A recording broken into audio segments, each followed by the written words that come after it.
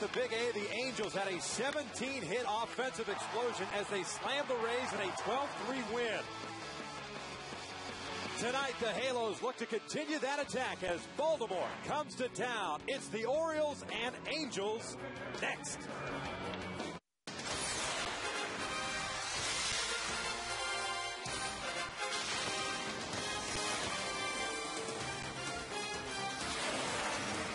Well, the one thing you hate after a big game such as Wednesday afternoon is the off day. That's what happened yesterday, and the Halos look to keep it going tonight in game number 1 of a 3-game set against the visiting Baltimore Orioles.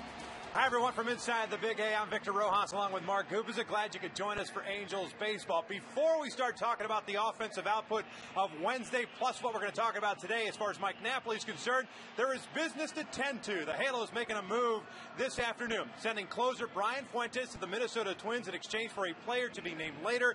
Usually this is the kind of stuff that's reserved for the July 31st non-waiver trade deadline, but obviously the Twins claimed him, and the Angels made a move today. Yeah, I think what it came down to, Victor, is the Twins needed somebody out of their bullpen, particularly with some left-handers. They had some guys hurt of late. Brian Fuentes did a solid job. Granted, there were some times where the people would boo him for here and there, but 71 saves over the last year and a half tells you how good he's been for the ball club. Wasn't overpowering with the pitch-to-contact guy, but he did his job. And, of course, now it goes down to Fernando Rodney, who has 6 saves on the season. 37 saves last year for the Tigers, so he has that experience, should be able to fill into that role, and likes and relishes that opportunity to be the closer. And unfortunately, Angel fans are probably going to remember his last outing, which was a non-save situation when he gave up 3 runs, but now he's a member of the Minnesota Twins. Now on to the offense. Mike Napoli's been swinging a red-hot bat. We saw it the other day, the grand slam, his second career slam, and it's awesome to watch him swing the bat right now, and he's doing a nice job at first base as well. The thing is, Victor, he can carry a ball club offensively. You mentioned his defense was pretty solid for him too, but his ability to drive the ball into the ballpark. The pitch, it wasn't really a bad pitch if you're a pitcher down and in. He was able to drop the bat head on it and drive it out there for a grand slam. 6 RBIs on the game, 21 home runs on the season, which is a career best. But we talked about his ability to make that adjustment to play first base. He is catching tonight. He can do so many things. Bottom line, his bat is in the lineup and can carry the club and drive the ball out to right center and the left center. Well, Howie Kendrick's bat is in the lineup as well. His first career 5-hit game, that came on Wednesday. And tonight he'll be trying to keep it going against Brad Bergeson, who's towing the slam for the Baltimore Orioles, against the right-hander Trevor Bell. It is a gorgeous night for baseball here at the Big A, so sit back and relax. We've got lineups and first pitch when we return.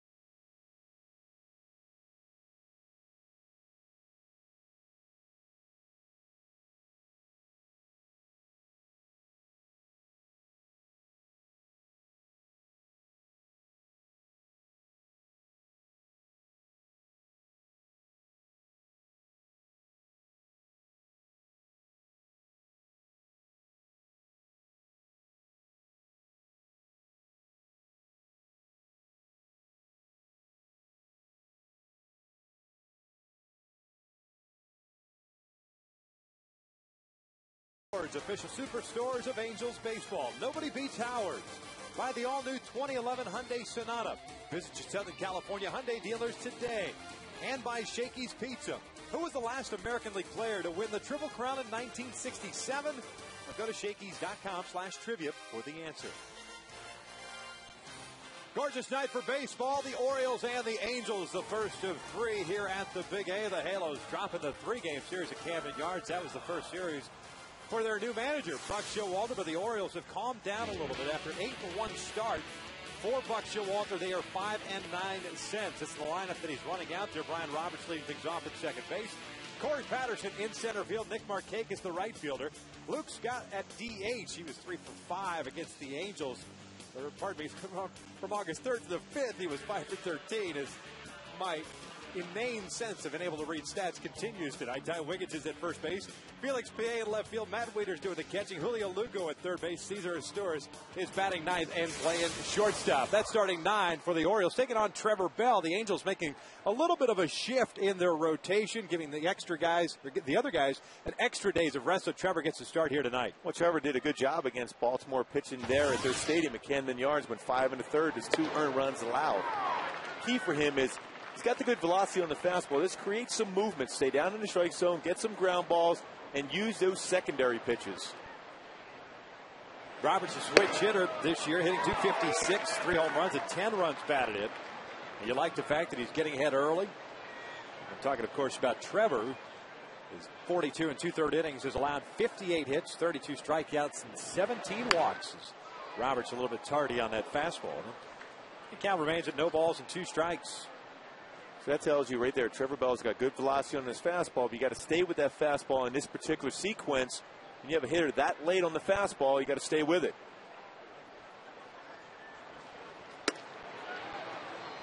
One ball, 2 strikes. Bell coming off a start against the Twins on the 21st, in which he allowed 3 earned runs and 4 1/3. That's the one game that the Angels won in that 3-game set at Target Field. Not because he didn't stick around for the requisite 5 innings. Francisco Rodriguez ended up picking up his first major league win that afternoon.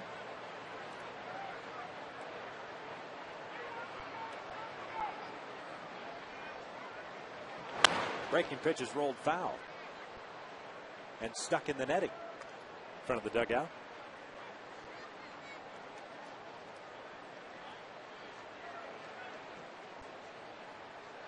There's no doubting that Trevor's very aggressive on the mound. Will throw the fastball inside. Staying with that heater so far. This one pulled past Rivera into the right field corner. Torrey plays the carom nicely. The throw from Torrey to second is cut off. And Roberts is on board with his 10th double of the year. It's a leadoff 2-bagger to start this game. So take a look at the defense behind Trevor Bell this evening. Abreu is in left. Peter Borges in center. Torrey is in right. In the infield, it's Callaspo and Ibar on the left side. Kendrick and Rivera on the right. And Mike Napoli doing the catches. And Alberto Callaspo has done a solid job since coming over in that deal for Sean O'Sullivan, playing third base for the Angels. Probably going to bunt situation now with Corey Patterson, a guy that can handle the bat very well. Callaspo has been very good as far as coming in on that bunt, showing some great range and a strong arm. Patterson swinging at the first pitch. Out to left field. Bobby is there, makes the catch. And there's out number 1. Roberts remains at second. Well, you'll take that any day of the week. Elevate a fastball. Patterson hits the fly ball. That's a bad at bat for him. He's a guy that's, this whole game is predicated on speed, hitting the ball on the ground. So lazy fly ball cannot advance the base runner. Mentioned that the Angels had gotten swept by Baltimore August 3rd through the 5th. They lost to Jeremy Guthrie 6-3. Ryan Mattis picked up the win in game 2 at 9-7 Orioles victory. And then Jason Burke picked up the game 5-4 in the finale.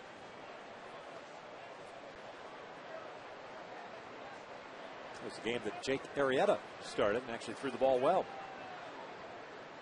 Nick Markakis at the plate. He looks outside. It's 1 ball, no strikes. Hitting .287 on the year. 8 home runs. 44 runs batted in. Orioles at 45 and 83 on the season. They've struggled away from Camden Yards. Just an 18 and 45 mark. Roberts takes off. The pitch is outside. The third out for Tampa. It's not in time. It's a stolen base. And Brian Roberts looked like he had a pretty good running start from second. Well, you could see right away it was going to be very difficult for Mike Napoli to be able to throw him out. Again, a running start is one of those things as a pitcher, especially a young pitcher, you have to vary your looks to second base. Veteran like Brian Roberts with that ability to steal bases. Now, a 7 stolen base on the season, timed them perfectly and be able to easily get into third base. And it's one of those things, because Patterson failed to do the job and you got an RBI producer and Nick Markakis at the plate, that you would anticipate a veteran guy like Roberts to look at getting those extra 90 feet and put himself in a sacrifice fly situation to give Baltimore an early lead. Even with a left-handed batter up and a free throw for Napoli down to third base, it's all about getting that jump.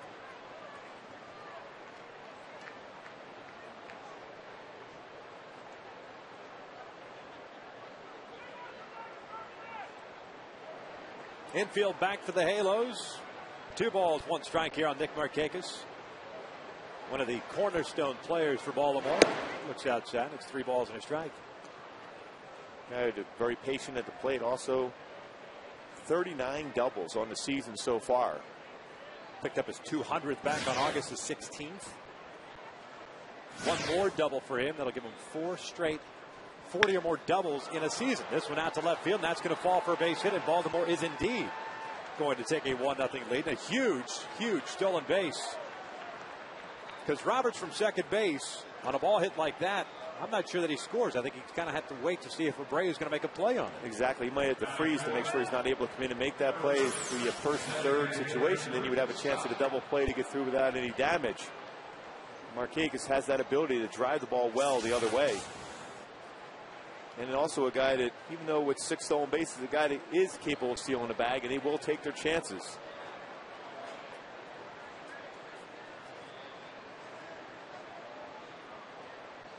So we saw the early scoring quite a bit in that series against the Tampa Bay Rays. Luke Scott takes a strike. John Jaser hit a home run on Wednesday to give the Rays a 1-0 lead. And then in Monday's game, the Rays scored 3 times in that first inning.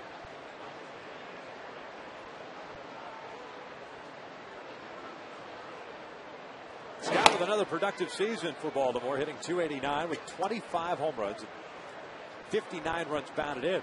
That RBI total seems a little bit lower than normal, especially for a guy who's got 25 home runs. He's also picked up 25 doubles, 1 triple. No Adam Jones in the lineup. He was in the series against Chicago in the back. It's still a little bit stiff. This one's chopped on the ground to Rivera. Nice throw over to second. The relay to first in time. And it all started with Juan Rivera at first base. A 3-6-1 double play. Orioles strike first into the bottom of the first with the Angels down 1-0.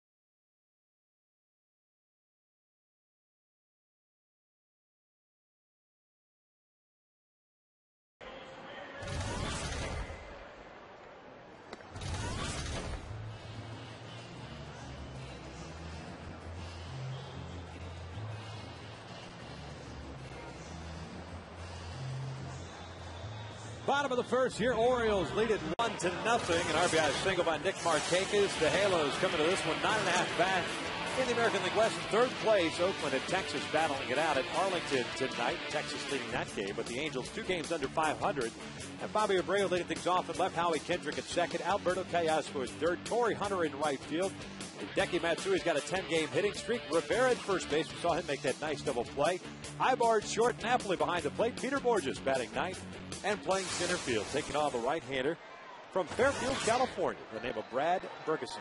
Yeah, Brad Bergeson's got a fastball, 87 to 93, a slider and a changeup. Been pitching very well of late. You know, his record is an indication of what he's been doing in the last 4 or 5 starts, in which he's 2-0 in his last 4 starts. Bergeson currently with a 5-9 mark. ERA of 5.84, but you pointed out last 7 starts. You extrapolate that out a little bit further. Just an ERA of 3.06, not overpowering. Relying on location. Picked up a win the last time out, beating Texas. 7 innings. Brady takes the off-speed pitch down low. It's 2 balls and a strike. Well, even looking at his arm angle, he's all about sinking that fastball. Sinker slider guy will mix in that occasional changeup like I mentioned, but a guy with that angle, 3/4, you're working on movement. He has had his troubles against lefties. Lefties in .331, including 11 home runs.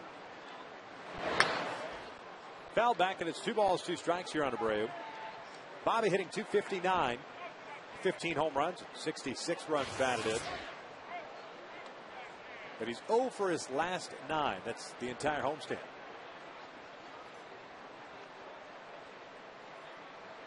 Pretty good numbers in his career against Baltimore. 2-2 pitch is a called strike 3. Down goes Abreu, and there's out number 1. Little breaking pitch. Apparently caught the top part of the strike zone. So first out is recorded. Howie Kendrick will come. We'll take a look at the Orioles defensively. Yay and left Patterson at center. Markakis is in right. You've got Lugo and Asturis on the left side. Robertson, Wigginton on the right with the prospect that is Matt Wieters doing the catching. Brian Robertson, second base, should be pretty busy with the way he throws the fastball down in the strike zone. Gets a lot of ground balls. So look for Roberts to be busy. Had some tough times turning double plays at Camden Yards against the Angels last time in there. It's certainly a solid defender. Howie's got a 1-ball, 1-strike count. What a game he had on Wednesday afternoon. 5 for 6. 4 singles and a double as he pulls this one through on the left side. And his hot hitting continues. A 1-out knock puts a man on for Alberto Callasco. Ends up throwing one of those sliders that kind of backed up on the inner half of the plate at 85 miles an hour. Again, a good approach. Probably if it's a fastball on that part of the plate or out over, he goes to right field, breaking pitch, he will turn on it.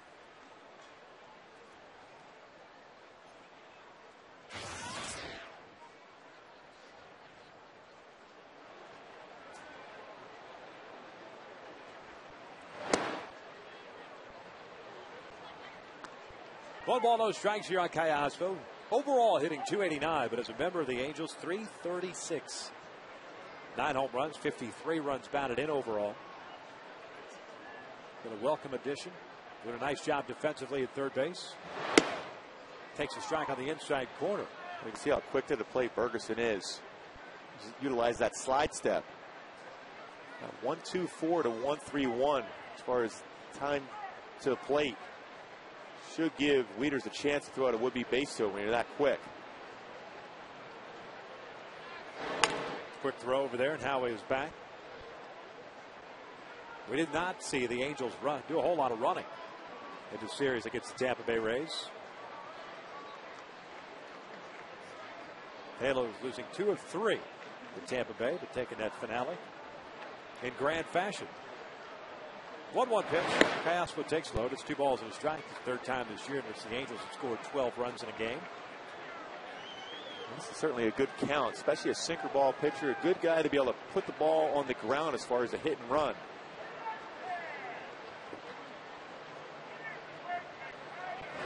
Runner goes. Little chopper foul.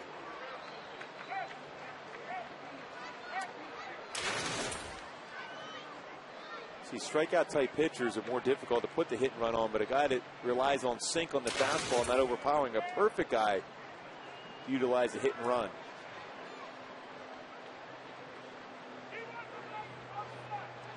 2-2 here on Kayaspo with one out. Kendrick at first. Baltimore striking first with a run in the first inning. Brian Roberts doubled a stolen base and then scored on a base hit. Howie goes again. This one's pulled, and that's a base hit into right field. Kendrick around second. He'll head to third. And the Halos here in the bottom of the first inning with runners at the corners and Torrey Hunter coming up. Boy, so far the two guys, they're hitting so well in the month of August. Kayaspo and Howie Kendrick continue that swing. And Kayaspo with a hit and run on, hits the ball right in the hole between first and second. Easy go first and third because Markakis has one of the strongest arms in baseball from right field, so no chance to be able to make that throw across the third base. I was talking about that series against the Tampa Bay Rays. The Angels ended up going 9 for 44 in that series, but you got to keep in mind they were 2 for 25 in the first two games. That means they were 7 for 19. That's pretty good. 17 hits, 12 runs. Got to make up for the 2 for 25 in the first two games. 7 for 19 in that Wednesday afternoon game. A 1-ball, no strike count here on Torrey. Hitting .290 with 18 home runs and 70 runs batted in. Takes outside. It's 2 balls and no strikes. Torrey in Wednesday's game was 1 for 2.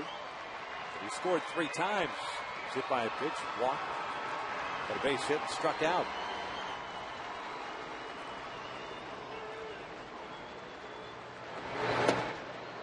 And it's 3-0 with Hideki Matsui on deck, a guy who right now is just on fire. Still got to believe Torrey's going to get a green light if he can get a fastball the inside portion of the plate to drive it. That's on the outside corner. 3-1. Tony Randazzo calling the balls and strikes this evening. The veteran. Paul Noward at first. Brian Gorman at second. Ted Barrett at third base.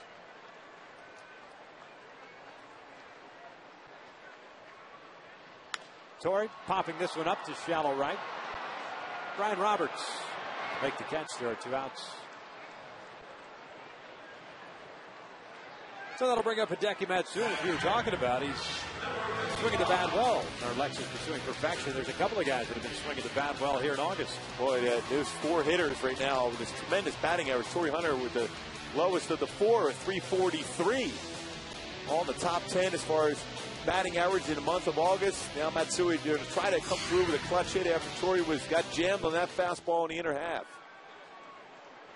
The Angels overall as a team hitting .277 in the month of August. That's their best average in any month thus far. They did hit .275 in June.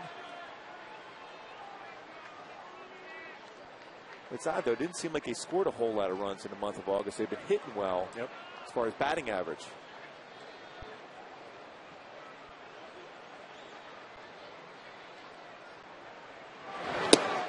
Down and into Matsui, and it's 1 ball, no strikes on the Angel DH, hitting .266, 16 home runs, 69 runs batted in. He had a 2 for 2 game, including 2 walks, 3 RBIs, 3 runs scored on Wednesday. And by the way, in case you're wondering, the Angels just 10-12 in August. This one's fouled back, and it's 1 ball, 1 strike.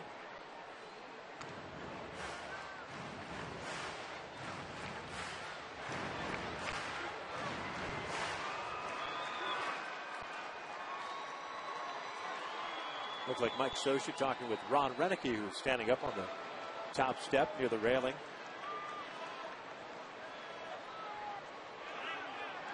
Now balk is being called here. Kendrick will come across, and it's tied and run.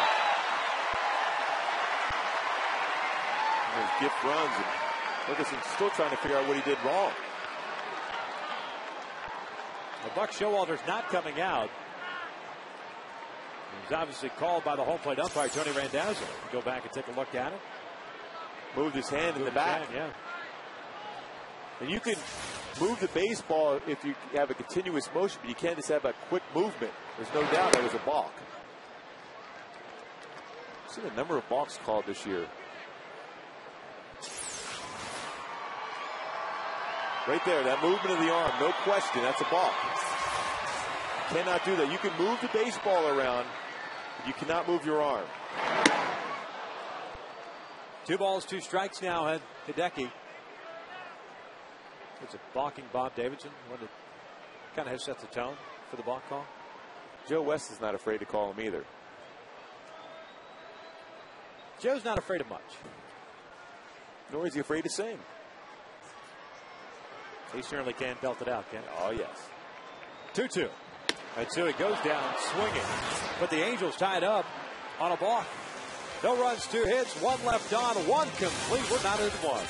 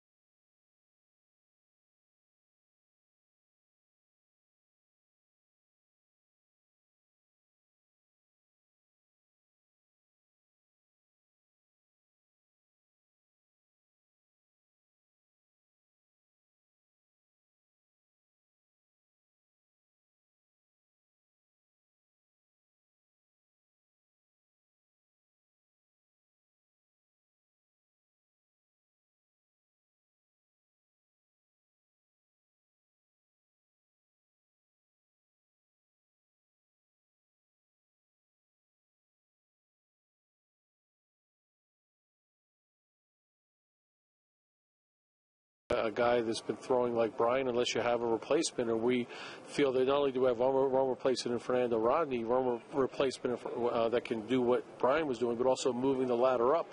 And guys like Kevin Jepson and then Jordan Walden and Francisco Rodriguez, all filling into that late inning or later inning role. We have some depth there. Tom Wigginton leading things off here. Just heard Mike Scioscia talking about the trade of Brian Fuentes to the Minnesota Twins prior to today's game. Told that he was claimed on waivers by the Twins earlier today. That Tony Regan's working out the deal for the player to be named later. And Brian had thrown the ball much better of late as Wigginton flies out towards shallow right. Corey will make the catch for the first shot. Did have a poor outing the other day, which he kind of came on in a non-safe situation. Gave up 3 runs in the 9th inning. That was that 10-3 victory by Tampa Bay. Yeah, just getting some work. It didn't quite have that focus that you normally would have as a closer in a closing situation, or even a tie game. Apparently, Ron Gardenhire said that Matt Capps will continue to be the closer for the Twins. So Fuentes will be used as a situational guy, knowing full well that he can close. And he can probably even alternate depending on the situation. Both guys continuing to close. It's PA takes outside for ball 1. Well, Minnesota with a couple lefties out of their bullpen are hurt. Mayhay got hurt. Majar's been hurt. So they needed that left-handed presence down in the bullpen for him. Hard hit, nice play by Howie Kendrick to the backhand. Felix P.A. is retired for round number 2. Not an easy play. Howie Kendrick, that one hop, that short hop on the backhand. Ball was hit well. Yeah, he continues to swing the bat well against the Angels. Now he makes the play, gathers himself, makes that strong throw to get the out. When you figure getting back to that trade for Fuentes, it's got to be probably a pretty good player, you would think. Consider that Fuentes would be a type A free agent after the season, so the Angels would get a pretty good draft pick for him if they had kept him, and he decided to move on as a free agent. Also matters, too, how much money, if any at all, the Angels are picking up in the deal. But you're right. The process as it works, and you have to assume that that's going to be the case, in order to get draft picks as compensation for a free agent of yours, you have to offer that player arbitration first. And then if he denies that arbitration and he leaves via free agency, as Wieters hits one well out toward the left. Abreu, not going to get it, goes off the base of the wall. Wieters will stop at second with a double as Borges gets the ball back in. And it's a 2-out double for Matt Wieters, his 16th of the year. But just getting back to that point on Fuentes, if he finally says, no, I'm not interested in arbitration, I'm going to try my chances on free agency, then you get the compensation pick. And that's a gamble unto itself. The Angels could sit there and say, all right, we'll offer you arbitration. Brian can look at the market and say, am I better off doing a one-year deal at my arbitration dollars or trying to seek out a long-term deal? He might actually take that arbitration. Yeah, and Tony Regan's had to make that decision at some point. And I would think, and you mentioned that, I would think he would probably opt to take arbitration because he would get a raise. For 1 year, you're in a great situation with the Angels, so I think that's came into play also. Again, he goes to the Minnesota Twins, an opportunity to pitch out of the bullpen for them, a left-handed specialist. Similar to what he did late in his career with the Rockies, too. Julio Lugo takes a strike on the outside corner as a 1-ball, 1-strike count.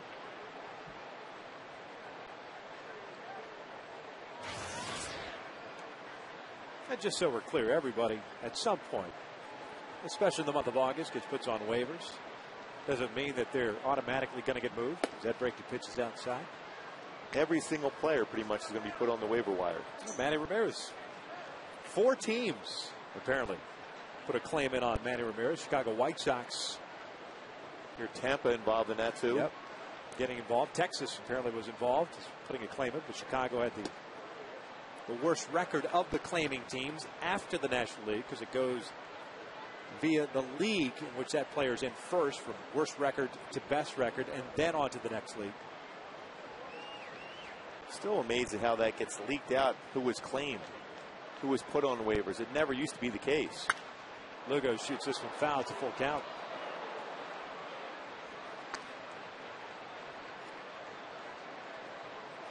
Well, it puts teams, it puts players in odd situations because all of a sudden you hear your name out there. Reporters are going to come up and ask you how you're feeling. So how can you feel? What do you care? All you can worry about is the things you can control as a player. You can't worry about what a team's going to do. This one inside out, but backhanded by Rivera. Flips to Bell, and they get the out at first. Nice job by Juan Rivera. 2 fantastic plays, both ending innings. We hit to the bottom of the second, still tied at 1.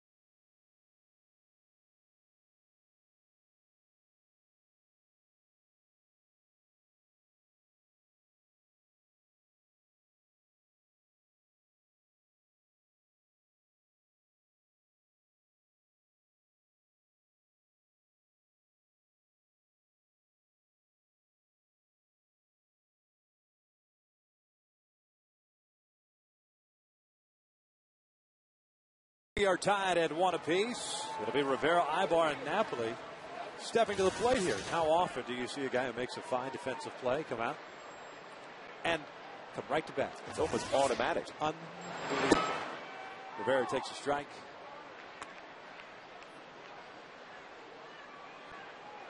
Juan hitting .256. 12 home runs, 44 runs batted in.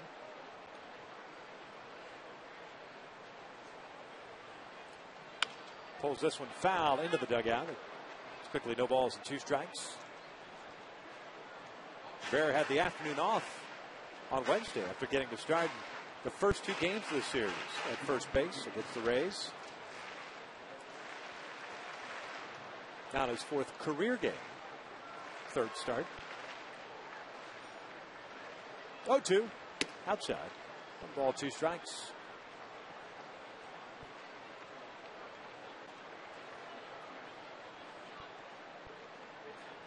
Well, in case you're wondering, in Arlington, the 2nd place Oakland Athletics are losing.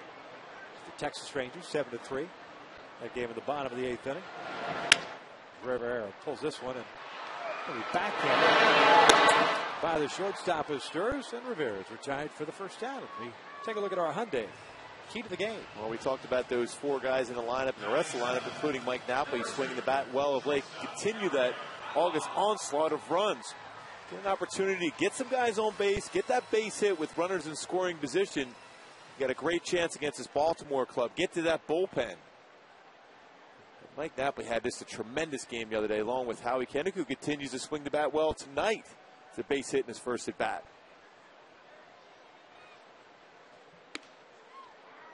Ibar swings through that fastball. That's no balls and a strike.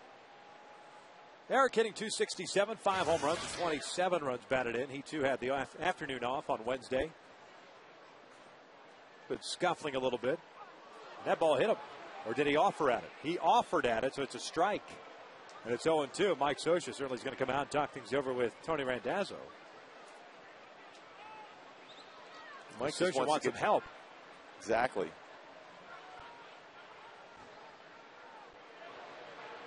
Randazzo has an attempt to try to bunt that baseball. Just like if you take a swing and you get hit with the pitch, it counts as a swing and miss. Did kind of look like he stabbed at it. Exactly. Tried to pull the bat back. I think at that point he crossed the plate area. It's an easier call for the home plate umpire. Hour's replay. The attempt was there. It did hit him in the foot, but the attempt was there to try to bunt it. 0-2. 1 ball, 2 strikes. There's that hard breaking ball that Eric Ibar's seen quite a bit of, especially over the last month and a half, down and in. It's amazing how those scouting reports get around. He chases that pitch down and in, particularly when he's batting from the left side. Eric hitting just .213 here in the month of August. Had a couple of hits in the series against the Rays. I wonder if that's just a show me fastball off the outside corner to come right back in with that breaking pitch. I'm going to go sinker away. Hard hit and backhanded by Sturz. Ibar has gone down for out number 2. Now it's time for Coors Light Cold Hard Blast on Wednesday. Mike Napoli with the bases loaded, unloaded, a big fly with a grand slam. Mike Napoli, 21st home run through to a 6th RBI ball game, and that was our Coors Light Cold Hard Blast. Good piece of hitting by Mike Napoli, hitting .251, team leader in home runs with 21. And now with 60 RBIs. 10 behind the leader, and Torrey Hunter. Hideki Matsui right behind him at 69. Bray with 66 runs batted in. And then Kendrick with 63. Judging from that pitch he hit out on that grand slam on Wednesday, he's going to see a lot of pitches down in the strike zone. That sinking action on the fastball.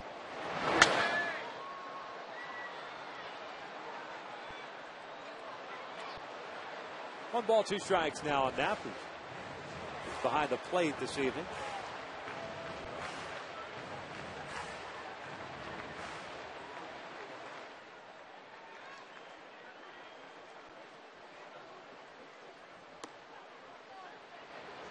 It is 2-2.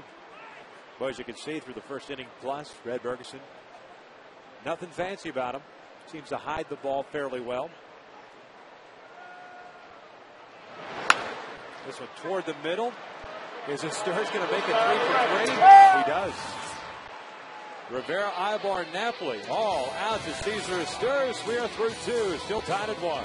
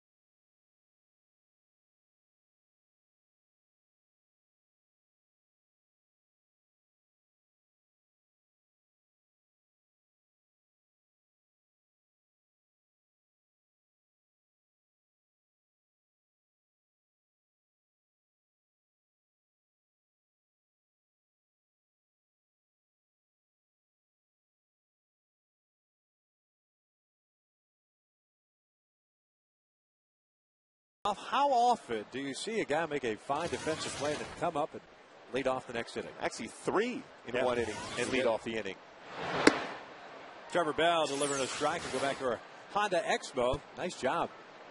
Just an excellent job of not only fielding that baseball, but get himself in a good throwing position, squared up his body to make that strong throw and an accurate throw to first base. A lot of times when you're running away, you'll have that running into the base runner action on the ball thrown over there.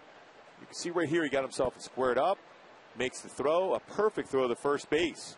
A lot of that has to do with the fact that because of how he squared up, he could see that it was Napoli running number 1. This one bounced in the dirt. It's 1 ball, 2 strikes. So he had a little bit more time. More times than not, you see a shortstop, especially going to his left, on a speedy runner, do that little pirouette and get rid of the ball as quickly as possible. And that baseball will run towards the runner going down the line. So it makes it difficult for the first baseman to even catch the ball, let alone get that out.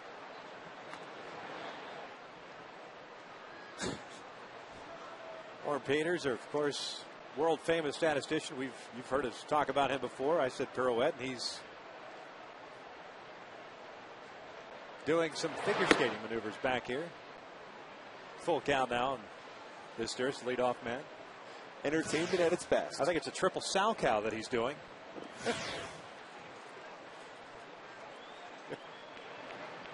Payoff pitch out to center. Borges is there. Wow. Hey, now's your chance to join the 2010 Junior Angels Kids Club presented by Fox Sports West. For $18, Junior Angels Kids Club members receive 2 free game ticket vouchers, first in line for Kids Run the Bases, an exclusive Junior Angels white or pink mesh jersey, and much more. Log on to angelsbaseball.com/Junior Angels and sign up today. Cotton candy. Oh, yeah. Tick-tock goes the clock. School starts on Monday. No balls in strike. Oh, your kids are real happy when you say that. They're listening to the game and go, wow, thanks, Dad. I can't wait. I dropped that on them today, and my daughter says Tuesday. I stand corrected. And that's when they'll have those little stomach aches. And, well, let me go to school on Wednesday. Yeah. Brian Roberts had a double. Scored a run in the first inning.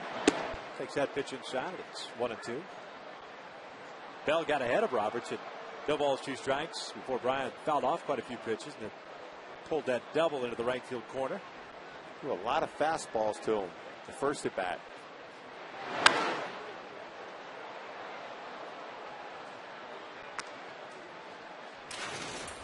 I think as Trevor progresses in the major league level, going to try to create a different arm angle at time to have sink on the fastball, because he definitely has good velocity on that fastball 93, 94 when he used a 4-seam fastball, and also use more of that secondary pitch. I think he shook off a slider for a fastball. Just for a change of speed, it's going to be important for him. A slow curveball or a changeup, just to get that batter out in front on occasion.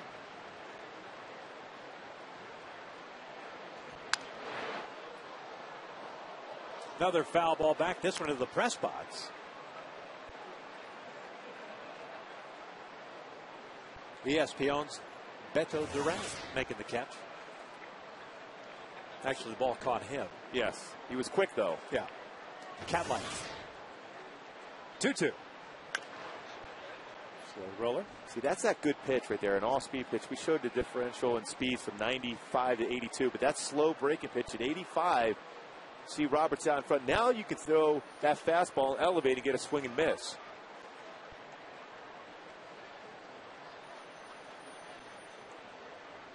One with the slider. Oh, good pitch.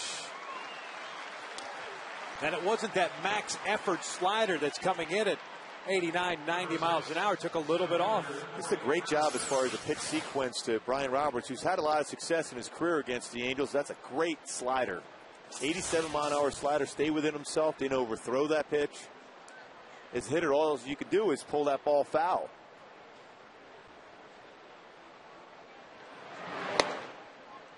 Patterson takes a strike.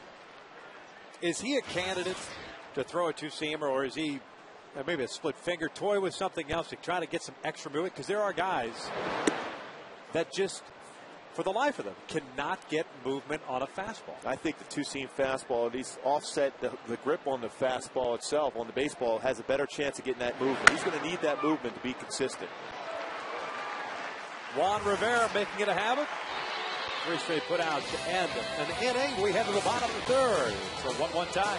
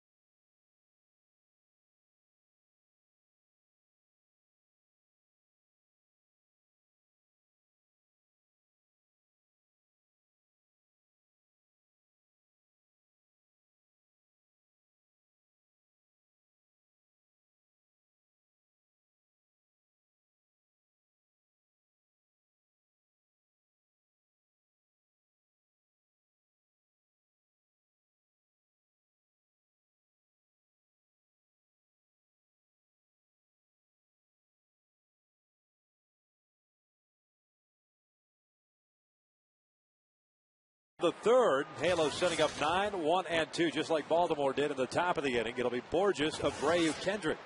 It's Brad Bergeson. Peter takes inside. It's 1 ball, no strikes.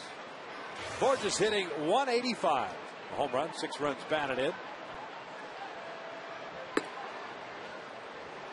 And he's ahead of the count at 2-0. patience right here for Borges. Sure, it's a good pitch. Otherwise, take it. There's a strike right down the middle. Borges making his major league debut on August the 3rd against the Baltimore Orioles at Camden Yards. 0 for 3 in that game. This one out to right. Markakis is there. Borges would get his first major league hit the next night against Baltimore. Let's take a look at our Kevin Woodstain's legendary performance. August 27, 1901. Cy Young wins his 25th game of the year, pitching 15 innings at a 2-1 win versus the Tigers, and allegedly did not ice after the game. That all the way through was 15 innings? That's it. That's it? To get a win? His bullpen was shaky that year. Was worried about turning it over. You have about 50-some starts in the season, complete every single game. He went over 500 games in his career. That's a record that's got a pretty good chance of standing time. Oh, without question. That record will never be broken. Ever. No question. No chance at all. Ever. Abreu lets it fly and he fouls it back with 1 ball, 1 strike. And I say that because of the way pro sports are today. The money that's involved. You've got guys that contemplate retirement in their mid-30s. They don't need to play as long as, no offense, guys, your generation played in the 80s. Before that, when you think about it, you get nowadays around 33, 34 starts at the most. That's 20 years, say you do that. You have to win just about every single game. I think that record and Nolan Ryan's strikeout record of over 5,000 strikeouts for a career, I can't imagine that ever being broken either.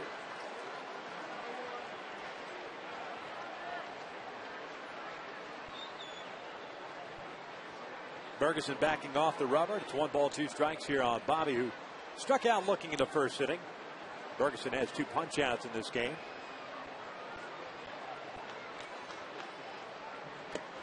Looked like he went around. He foul tipped it, says Tony Randazzo. 2 outs. So Bobby's 0 for 2 with a couple of strikeouts. Here comes Howie Kendrick. Ferguson has retired the last 7 in a row since giving up that base hit to Alberto Callaspo in the first. Unfortunately, he committed a balk to be able to get that run across. Toward the hole, and CJ Spurs will retire Howie Kendrick, and Ferguson returns the favor. Retires decided order. We are through 3 here at the big game. It's still 1-1.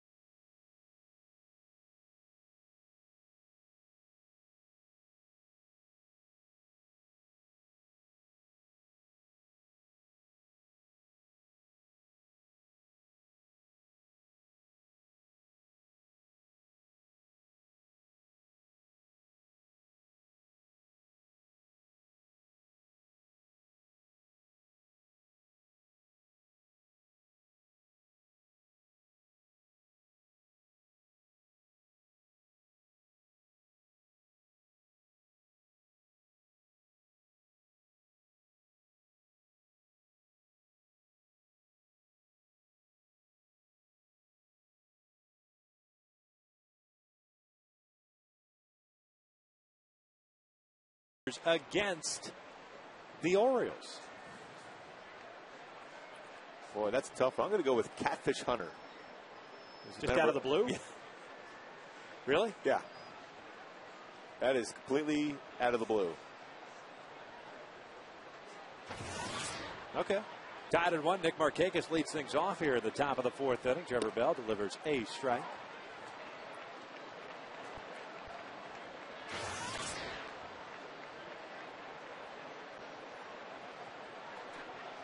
Markakis had an RBI base hit in the 1st inning, so he's 1 for 1.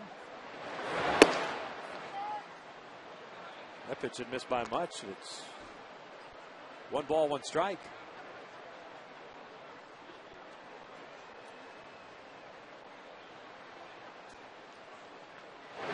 Off speed out toward shallow left. Archibar is there. There's out number 1. Good job so far for Trevor changing speeds. Definitely a strike throw, no question about that. It's the ability to be able to take a little bit off the fastball, use the changeup, throw the curveball. His slider's been pretty good so far tonight, and so is his velocity on the 4-seam fastball.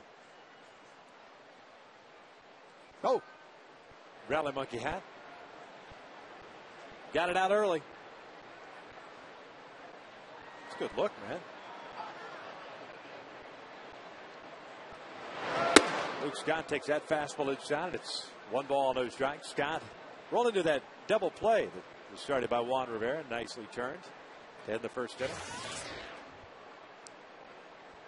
It's almost like a Davy Crockett style cap. I can't quite think of a comment for that hat yet. It's a nice look, though. Take your time. There it is. Excuse me, ma'am. There's a monkey on your head. Scott pulls it foul, and it's 2 balls and a strike.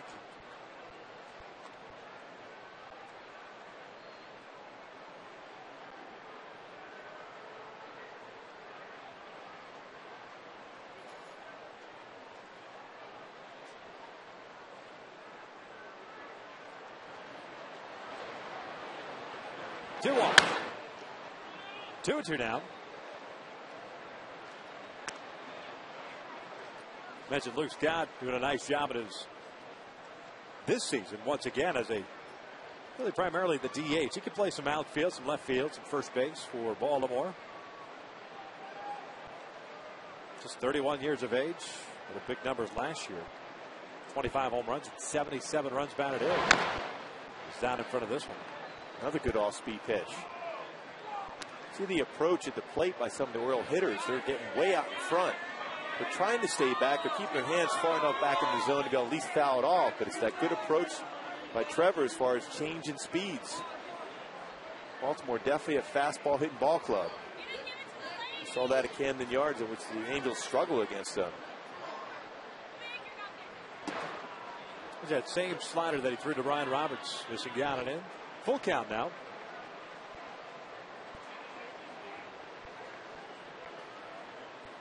Ty Wigginton on deck. Go with fastball outside corner. Tried to pull it too. That's because he was able to throw those off-speed pitches to make him think in lines of maybe not going to throw a fastball, so it got him out in front just enough, and he rolled over on that. That wasn't located exactly perfectly by Trevor Bell, but good enough because of the fact the other pitch has been working for him.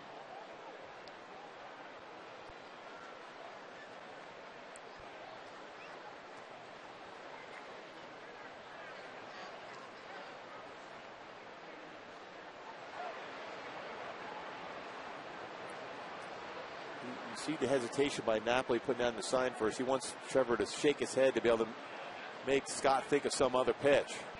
Now coming back with that fastball. Sliced down the left field line, so the count remains at 3-2.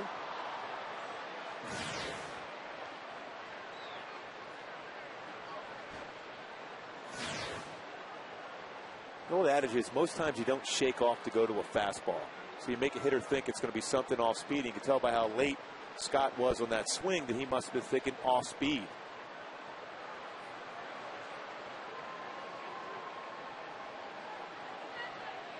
Another payoff. He missed inside. There's a walk. First issued by Trevor Bell to go with his 1 strikeout. So man on with 1 out here in the 4th. Wigginton coming to the plate. Hey, if you have a sweet tooth and you're looking for a great place to keep your candy, then come out to the Big A tomorrow night. All fans in attendance will receive a free ceramic Angels candy jar courtesy of Autotrader.com. Visit angelsbaseball.com for tickets. And again, we continue to thank a number of fans that keep sending in bags of M&Ms. Keep getting them. Absolutely. It's amazing. We're going to need like 100 jars, I think. At least. I was going to say 17, but I'll go with 100. As Borges is tracking this one off the bat of Wigginton. There are 2 outs. Redley come up with 17. Oh, you round it up. That's fine. It'll work. Look at the amount of M&Ms. Yeah, I came up with 17 because I looked at the bags of M&Ms that we have. But they're real big bags, though. Valid point. I stand corrected. We'll go with 100. Think the promotions department can help us out? I'm sure.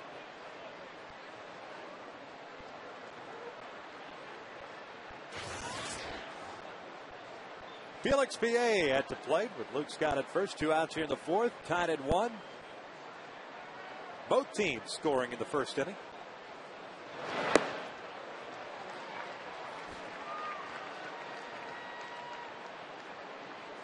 Way out in front of that all-speed pitch also. Pierre's 0 for 1. He grounded out to Howie Kendrick. That was a nice little short hop to the backhand that Howie picked.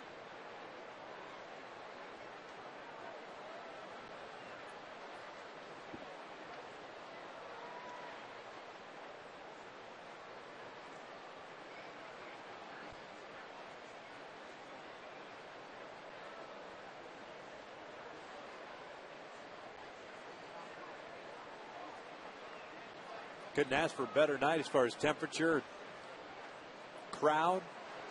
For the first of 3 here against Baltimore.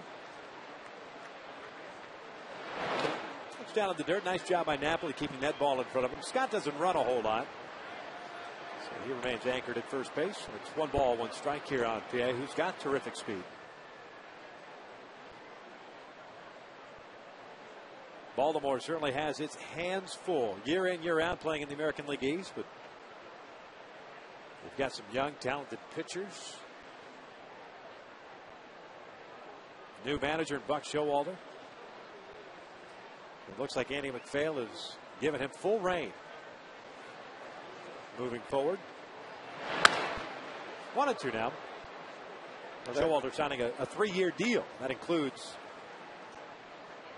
this year plus 3 years. So he's going to be there for a period of time to actually an opportunity to kind of mold that franchise a little bit. He has a great reputation as far as helping a club that's either a brand new club like it was with the Diamondbacks, but other clubs that have been struggling to be successful, building that farm system, bringing that winning formula that he has. He's a guy that's very into details and fundamentals as far as the game being played the right way.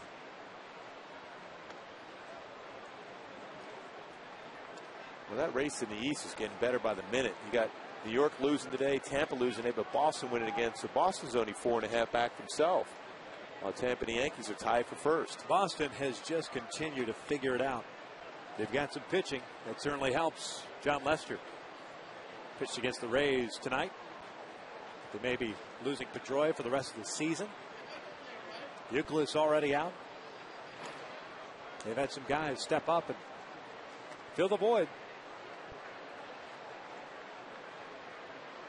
And the White Sox, interesting situation. If they could somehow pull off that deal to get Manny Ramirez.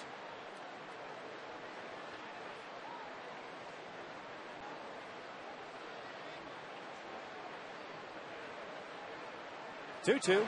Got him swinging. Down goes Pia on the off-speed pitch. Second strikeout of the night for Trevor Bell as we head to the bottom of the 4th. Tied at 1.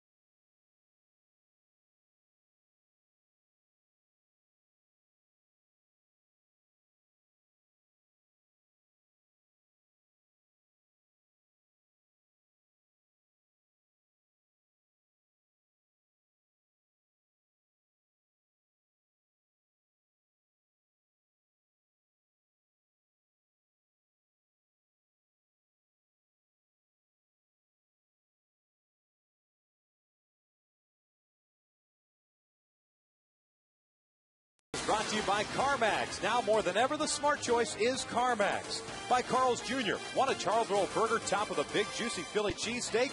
Then come to Carl's Jr. for the Philly cheesesteak burger. And by Hawaiian Gardens Casino. Get your game on.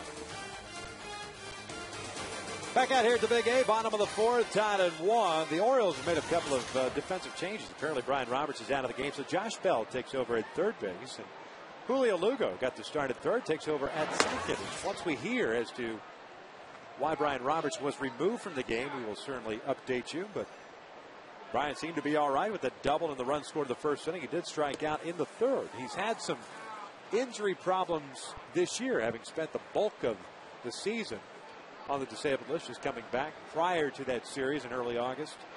Camden Yards. Right away, Lugo is tested. Retires Alberto Callas with a start the fourth inning. Let's go back to our AT&T trivia question. Who are the first two pitchers to throw no-hitters against the Orioles? Bo Belinsky back in 1962 and Nolan Ryan in 1975. One of 7 no-hitters. How'd you come up with Catfish Hunter? You know what? I have no idea. That's just first name that popped in your head? I remember the A's and the Orioles playing in the playoffs in the early 70s before the A's got to the World Series and winning. I figured he must have threw a no-hitter against them. I think he threw a no-hitter, at least one in his career. We talk about pinpoint control. Catfish Hunter was unbelievable.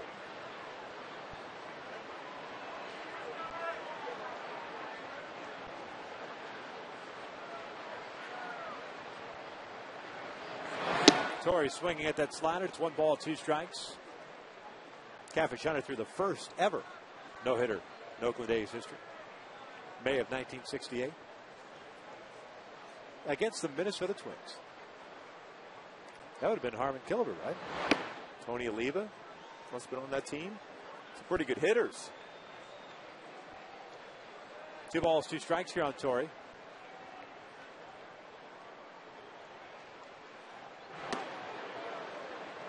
Full count. What did I say, 1968? Yeah. Look at that, pitching east to west after a slider off the outside corner, fastball way off the inside corner. Then best way to bat that, hit a bullet right up the middle. A little chuck and duck action right there. Fastball ripped right back up the box.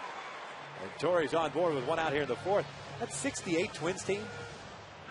Harmon Killebrew, Rod Carew, Cesar Tovar, Tony Oliva. That's a pretty good lineup to go through and not give up any hits. You know who's on that team? Dean Chance. Dean Chance. Dean Chance. On the 68 Twins. Oh, yeah. He's everywhere. Absolutely. There's Matsui, who fouls off the first pitch. Pitched in 43 games that year.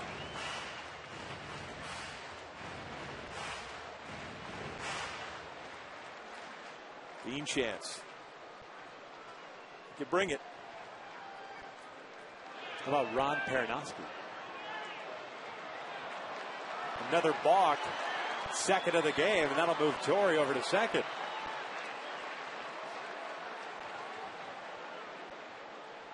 This time it's called by Paul Nauert, the first base umpire. This is 3rd balk in the season. That's a balk. Moving that shoulder, moving the body. Yep. Once you make contact with the pitching rubber with your foot, you can't have that type of movement.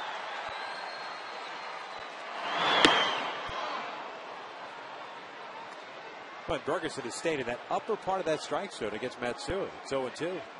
He's got some bad swings out of Matsui so far with that elevated fastball. Even the last time when he struck out, he didn't have a good swing at it.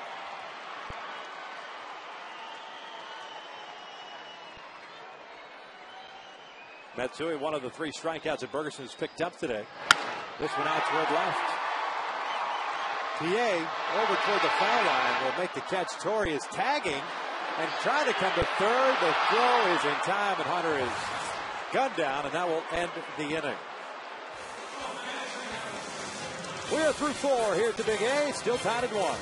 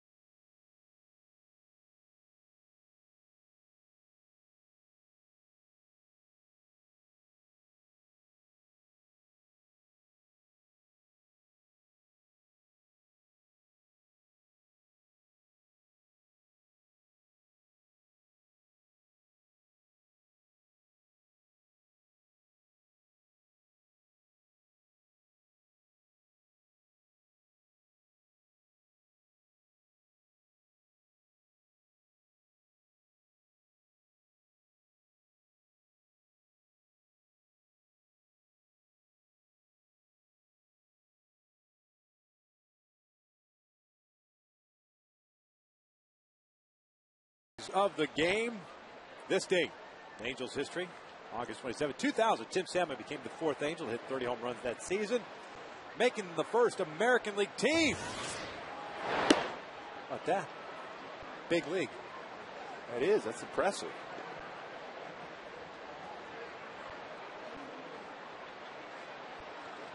Matt Wieters ripping the second pitch he sees here to start the fifth inning into right field for base hit. He had a double the opposite way in the second and was stranded. Put a couple pretty good swings now against Trevor.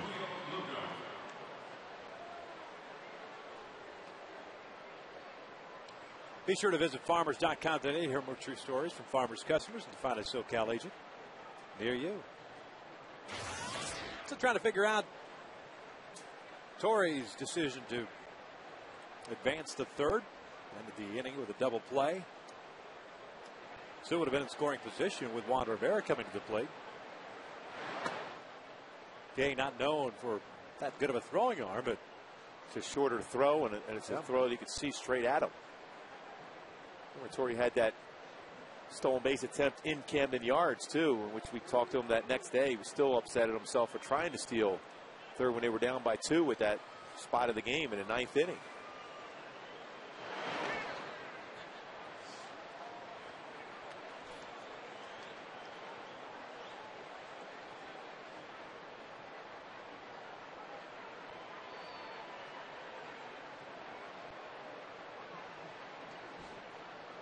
Lugo's 0 for 1.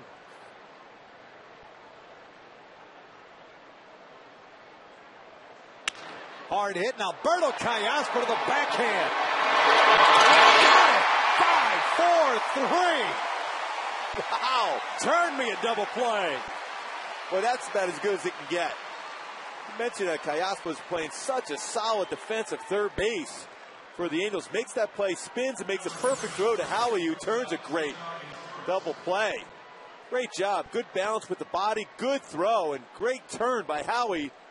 Get Lugo at first base. 5-4-3 double play. Our One West Bank, one person, one play, brought to you by One West Bank, one person at a time.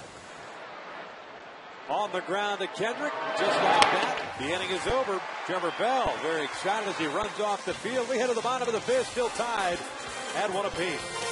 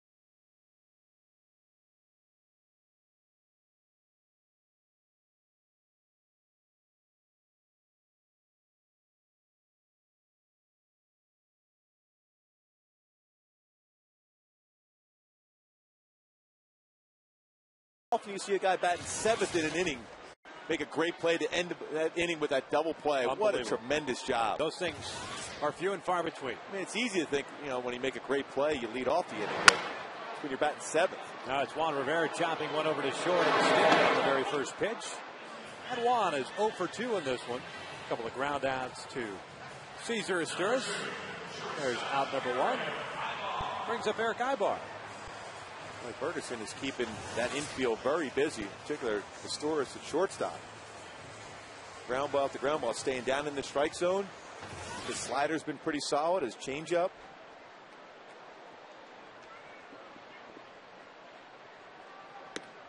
Ibar takes upstairs for ball one. Eric grounded out to short in the second inning, so he's 0 for 1. The Orioles with a run on 4 hits. They've left 2 on base. The Angels will run 3 hits. They've stranded 1. Ibar ahead of the count at 2 balls and no strikes. Texas won tonight, beating Oakland 7-3. The Oakland Athletics lose a game in the standings. They are now 9.5 back. Angels needing a win to remain 9.5. But it's just one more game off the schedule if you are the Texas Rangers. Ibar out toward right center, not hit very deep.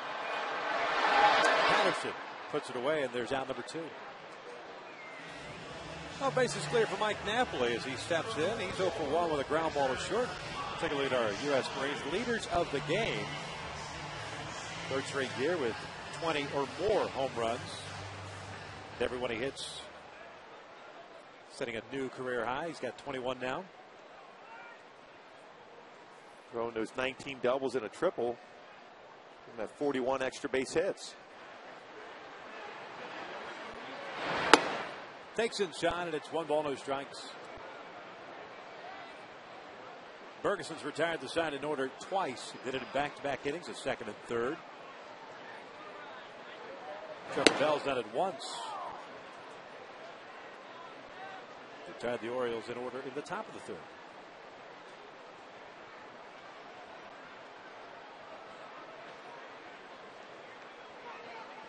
One. Big swing and a miss, 1 and 2. He's been staying right around that 91-mile-an-hour mark as far as with movement, though, whether it be down or sometimes the ability to elevate that fastball. He's got 6 ground ball outs in this game. Napoli gets jammed and pushes it out toward right center field. Long run for Patterson, and he'll make the running catch and bangs into the wall. And may have hit the base of the wall there and hurt his knee. But a nice running catch, and that will end the inning as the Angels go down in order for the 3rd time in this ballgame. Orioles already without Adam Jones for this game, and Corey Patterson appears to be all right. We are through 5 here at the Big A, tied at 1.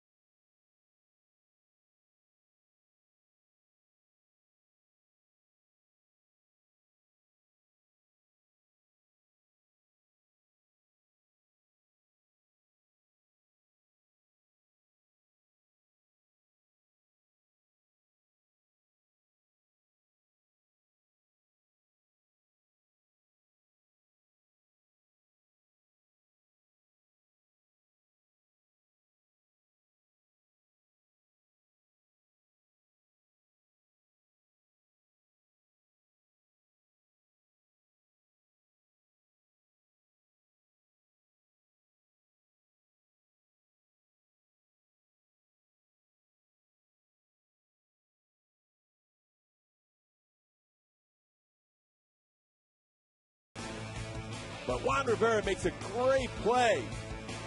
Able to scoop it and flip it over to Trevor Bell, covering the bag, playing some solid defense so far at first. Juan Rivera has. That was our Coors Light Freeze Can, brought to you by Frost Brew Coors Light. Josh Bell leads things off here. He's batting that leadoff spot as he took over for Brian Roberts in that spot. Roberts lifted. Lugo playing second base. Bell over at third. 217 on the year for the youngster. He's late on that pitch. And it's no balls and 2 strikes. He's a switch hitter. Originally in the Dodgers system, coming over to the Orioles in that George Sherrill trade. He's got some pop in his bat.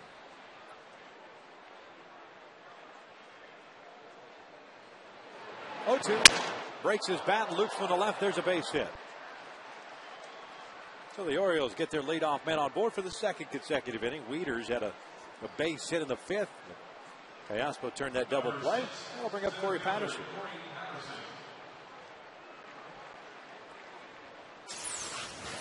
Well, a pretty good pitch in the inner half, then it ran out over, shattered the bat. The Bell's strong enough to be able to punch it into left field for a base hit. Patterson up here. There could be some action for the Orioles here. Patterson, the guy that can bunt. Bell with some pretty good speed at first. Drops a bunt on the first base side. Bell's got it, gets rid of it, and out at first. What a play by Trevor Bell. That is an unbelievable play. That was a great bunt by Patterson, who runs very well. Of course, Mike Knapp was going to have a little laugh with him. The way he ended up going down to the ground on that one after that, but he got off the mound very well. Makes that play. Good throw. Good stretch, too, by Juan Rivera. That's not an easy play because the baseball is running away. Plus, you have to throw the ball as the runner's going down the line, and he screamed. Great job. Never took his eye off the target, though, throwing the first base. True athlete. Absolutely. Look at Juan Rivera had a little toe tap at first base. He's feeling that comfortable over there. He's made some good plays tonight. Quick visit to the mound by Rick Smith, Mike Scioscia.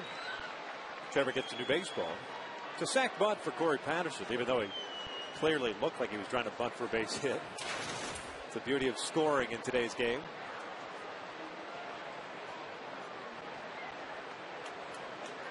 And Marquez has an RBI opportunity. The 1-1 tie here in the 6th inning. Marquez picked up his 45th RBI with a base hit in the 1st inning. And popped out to Eric Ibar in the 4th. So he's 1 for 2.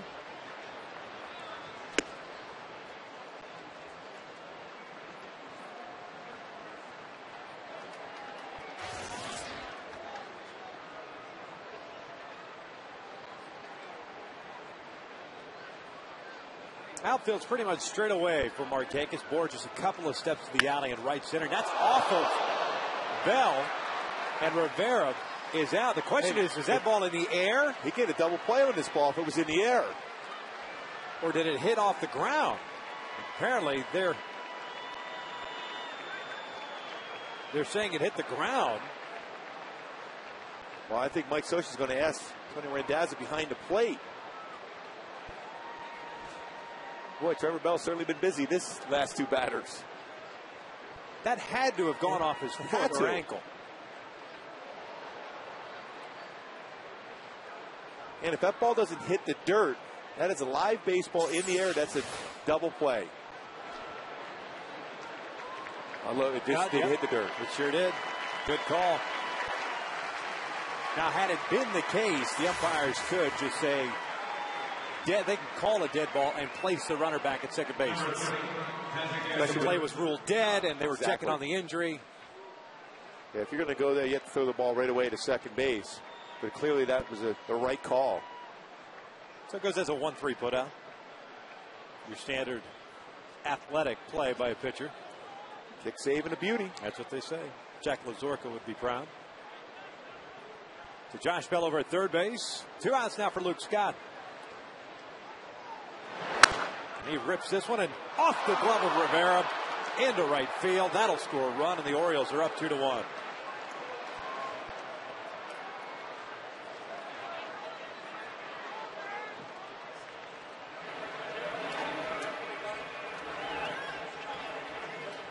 So close to getting through that inning. Just off the glove of Juan Rivera. Hit well by Luke Scott.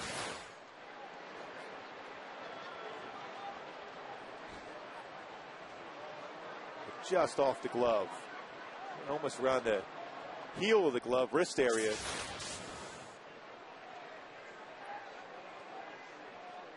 So 2-1 Orioles. Here's Tom Wigginton. Takes the breaking ball upstairs. Trevor Bell, by the way, at 77 pitches, 50 have gone for strikes. 2 punch outs and a walk. Give up that broken bat base hit to Josh Bell to lead off this inning. He was sacrificed to second, went to third on the ground out. Scoring on the base hit by Scott, who picks up his 60th RBI. And that line drive, I think, got his landing foot. That's one of the things where you want to, when you land on that, when you're delivering a pitch, you get out that front leg and hope that it's a situation where it's not sore for him as he tries to deliver the pitch.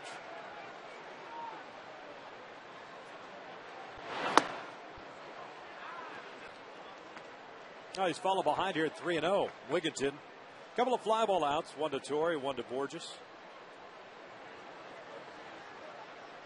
He'll definitely be swinging in this 3-0 count. If it's a fastball that he feels he can drive.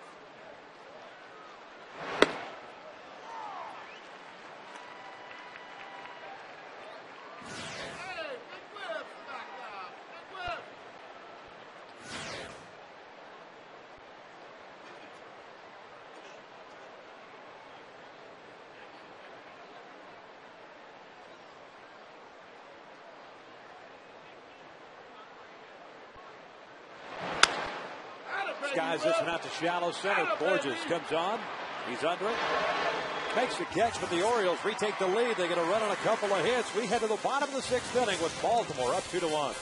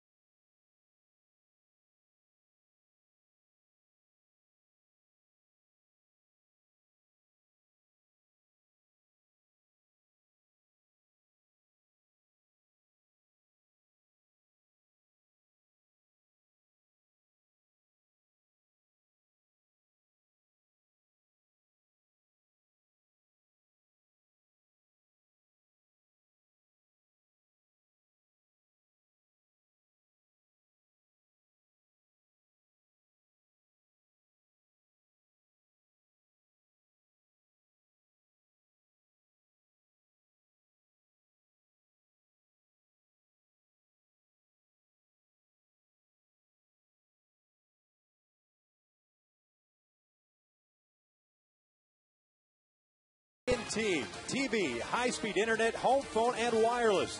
Visit at AT&T.com or call 1-800-PICK-AT&T for details. And by your Southern California Ford dealers, where you'll find the new Transit Connect. Check it out at scforddealers.com. Bottom of the 6th inning, it is 2-1 Baltimore. Speechless. Peter Borges leads things off, takes up and in from Brad Ferguson. That was impressive. Shiny. Borges, Abreu, Kendrick here. Peter takes a strike. It's 1 ball, 1 strike. Okay, that's the key to getting about 3 or 4 runs this inning. You think so? Yeah. Gotta clip that thing on, do you think? Borges gets jabbed and hits one out to shallow center field. Long run in for Patterson. He'll make the catch. He's out number 1. Borges now 0 for 2. Hey, folks, come out to Kaiser Family Sunday. This coming Sunday is all kids ages 12 and under will be invited down to the field to run the bases following the game against the Orioles. Bring the whole family out for a fun afternoon here at the Big A. Purchase those tickets at angelsbaseball.com. 12:35 start. I mentioned the change in the rotation. That's just a cute little girl. Great sweaters. having fun here, hamming it up. Bray takes outside. Going back to that rotation. Bell getting to start today. That means Kevin Millwood will face Scott Hasner tomorrow. Jared Weaver will throw the Sunday afternoon contest against Baltimore. He'll be going up against Jeremy Guthrie. Talked to Jared before the game about that change in the rotation. He said it was just an opportunity to recharge the batteries. To throw the ball so well. All those punch outs this season. Been excellent. Pitching in so many close ball games. Get locked up against the opponent's number one starter on the other side.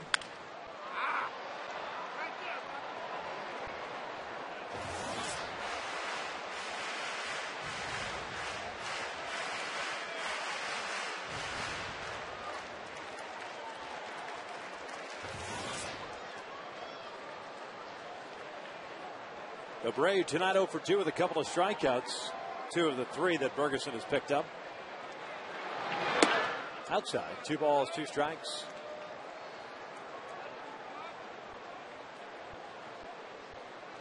Ferguson's thrown some great pitches to Bobby Abreu so far in this game. Struck him out twice already. Full count. Just 24 years of age. Pitching 19 games last year in the big leagues with 7-5 and a 3.43 ERA for Baltimore. Getting some valuable experience under his belt. 4th round pick in 04. 3-2. Bobby cues that one foul.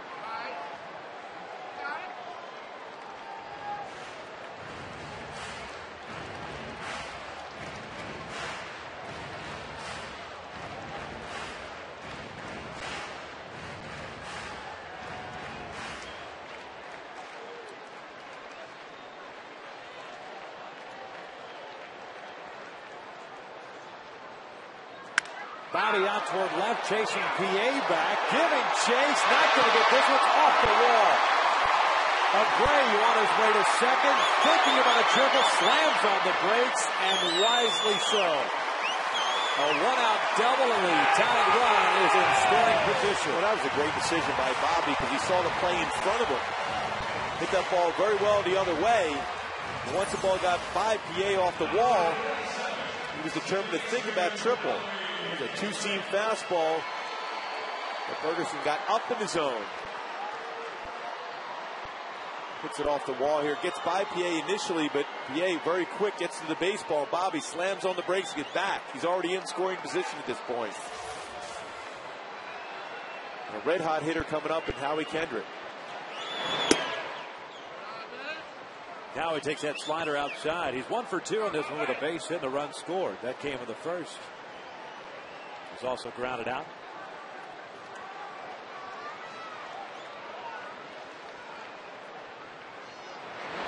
Back up the middle, and Ferguson has Abreu caught between second and third. Now Bobby is still not run down long enough to try to get Kendrick to second. He airmails that for the right field, and Markakis alertly backing up on the play. Well, you just take a shot right now of that infield, and every Baltimore Oriole is near the cut of the grass, the rim of the infield. And that's exactly what you're supposed to do fundamentally. That's what we talked about with Buck Showalter, about the fundamentals of the game. This is done perfectly well by Ferguson. You run at the base runner and run him back to the base, then get rid of it to a middle infielder. Outside of that throw right there, everything was textbook. But the reality is a bad throw, but there was somebody backing up that throw. So Howie couldn't advance from second and third. Howie hit that ball well. Ferguson did a great job of fielding position, but what a good job as far as running at the runner and forcing him back to second base.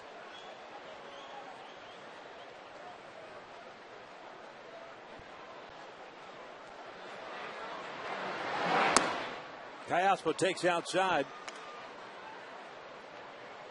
He's 1 for 2 on a first inning base hit, and he's grounded out.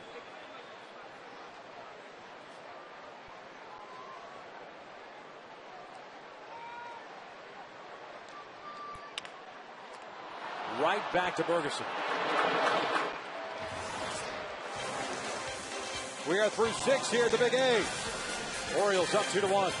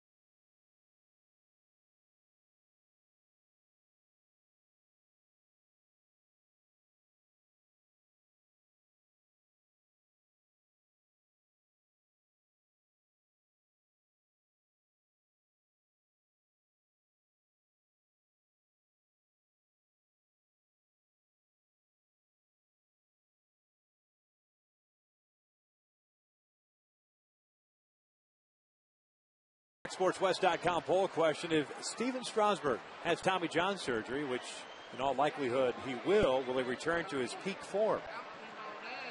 A lot of pitchers have had success as far as having that type of surgery. As long as you rehab and work hard at it, you come back. Sometimes guys throw the same or even better coming back, but it's all about the work you put into coming back from a surgery. Like that's usually 12 months, 12 to 16-month rehab before you're back out there and start throwing again.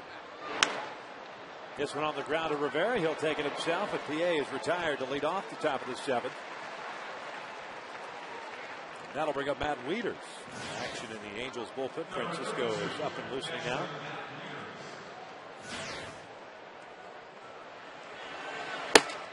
Already the longest outing in Trevor's career as far as the starting pitcher. 6 in the third here.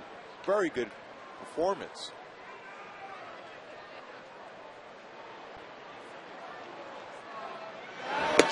Here's Wieters, who's 2 for 2 with a double and a single.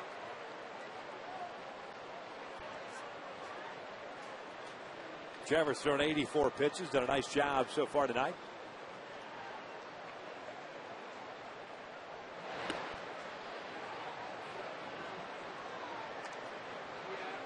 Bell's longest outing prior to this one, 5 1/3. He's got back-to-back starts. August the 3rd against the Orioles, August the 8th against the Tigers.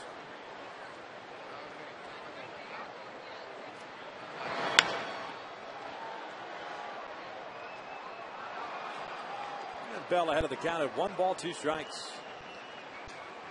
Double by Wieters in the second, and it came with 2 outs. He was stranded in scoring position. Baltimore getting a run in the first. Brad Bergerson balking in a run in the bottom of the inning to tie the game at 1. That pitch is a called strike, 3 on the inside corner. Bell picks up his 3rd strikeout. And the second out here in the 7th. We take a look at our Jaguar key play, and it goes back to a nice little double play started by Alberto Callasco. Well, great position, spins around, makes a perfect relay to Howie. Indeed, turns that 5-4-3 double play. That could have been a double down the line instead of the double play.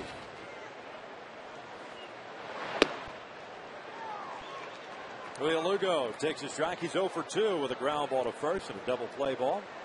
Nice adjustment, though, Trevor Bell did against Wieters, who had a double to left field, a single to right field, change speeds to some quality pitch to get the swing and get that strikeout. This one over to third. Callasco's got it on 2 outs. And Trevor Bell has himself a 1, 2, 3 inning, 7th inning stretch time here at the Big A. Halos down by a run.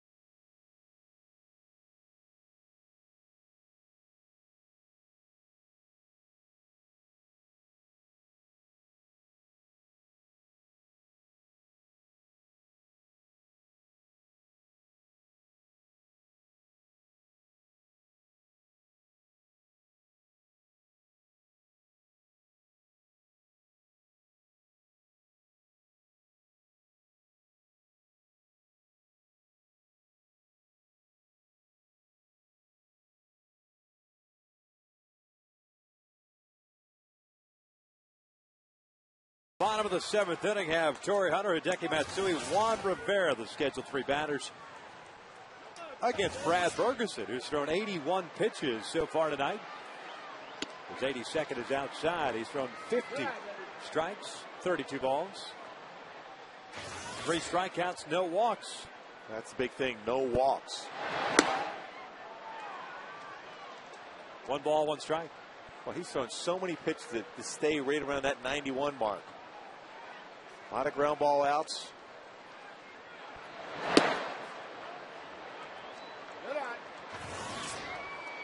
Two balls and a strike. Torrey 1 for 2 in this one. Doesn't really change speeds a whole lot, but he stays down in the strike zone so well. That last pitch, 93, that's that 4-seam fastball. On the outside corner, 2-2. Doesn't waste time. He's got a great tempo on the mound.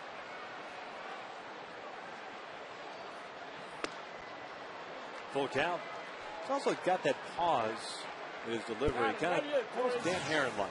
Not as pronounced, but just enough perhaps to throw the timing off. Torrey out toward right center field. Corey Patterson calls off no takers. 1 away. Hey folks, join the Angels and the Baseball Tomorrow fun as they host their 5th annual equipment drive this coming Sunday. Bring new or used gloves, bats, or balls to the bins located at gates 1, 4, and the home plate gate. Collection bins will be open from 10:30 a.m. through the 2nd inning. The first 1,000 fans who donate equipment or $10 or more will receive a commemorative All-Star pin. We're getting back to Bergeson as far as that little pause. It does throw off a hitter at times because you're all about timing at the plate. It's that slight hesitation. You see Matsui's foot raising up there to try to time that throw to the plate. Then all of a sudden it's already landing as the pitch is being thrown, just out in front enough. Dan Herron does a great job as far. That's a way they can gather and stay balanced on the pitching rubber. Hideki just out in front of that one is behind on the count at no balls, 2 strikes. Matsui's 0 for 2 with a strikeout, the fly ball to left.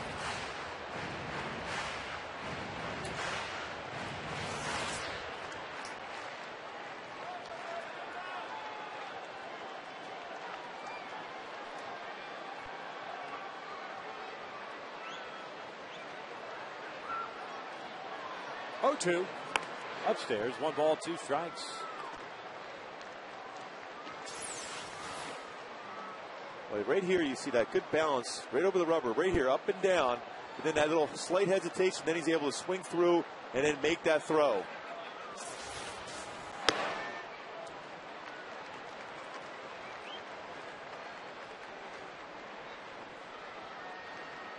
We talked about Dan Herron, about that good gather he has over the pitching rubber on the pregame show and how successful it is throwing off the timing of a hitter.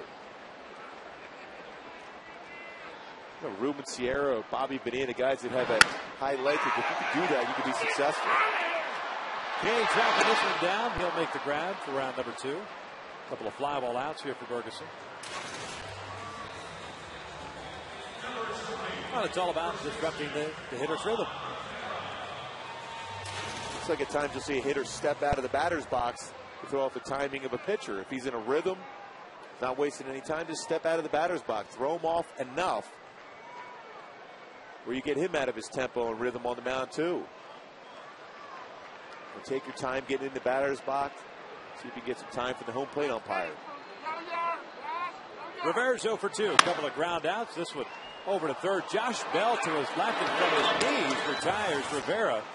And Bergeson has himself yet another 1, 2, 3 innings. 7 in the books. Baltimore's up 2-1.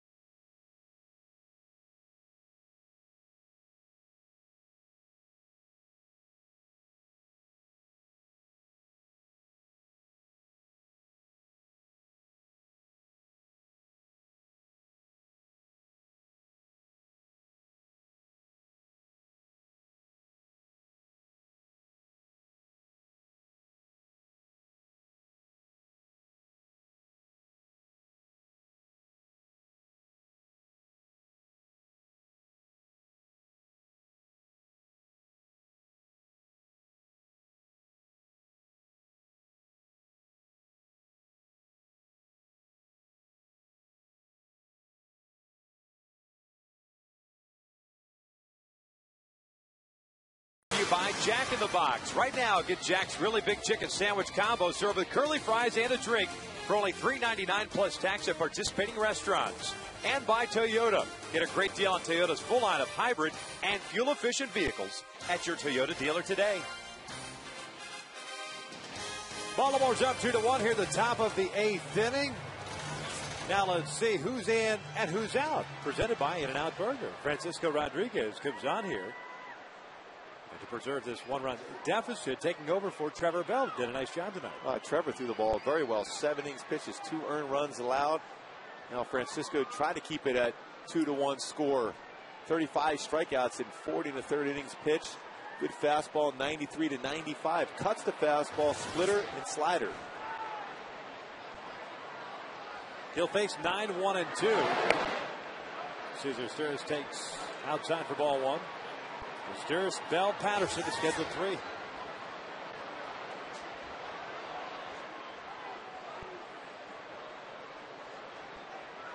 Sturris tonight is 0 for 2. Fly ball to center, a ground ball to second, and Francisco comes in and immediately falls behind at 2 balls and no strikes.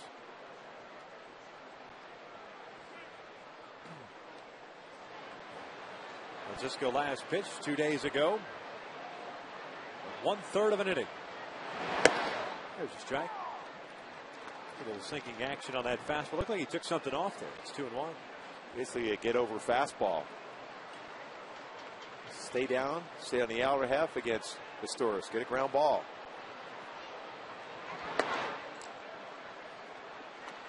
Three and 1.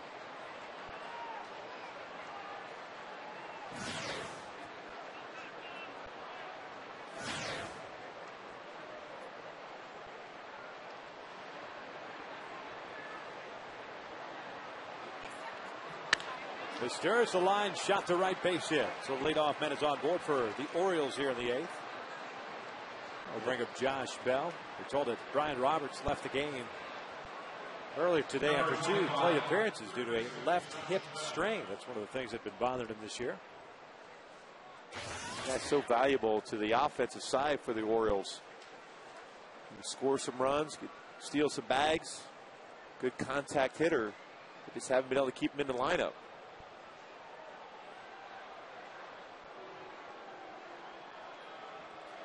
Josh Bell in his first plate appearance tonight broke his bat and flared a base hit to left field. Came around to score the go-ahead run.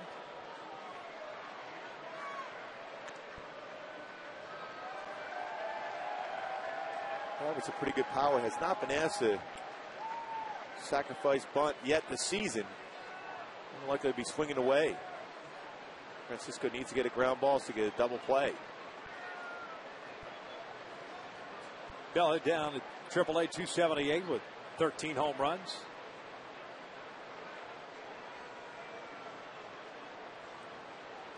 Get his first 2-homer game of his career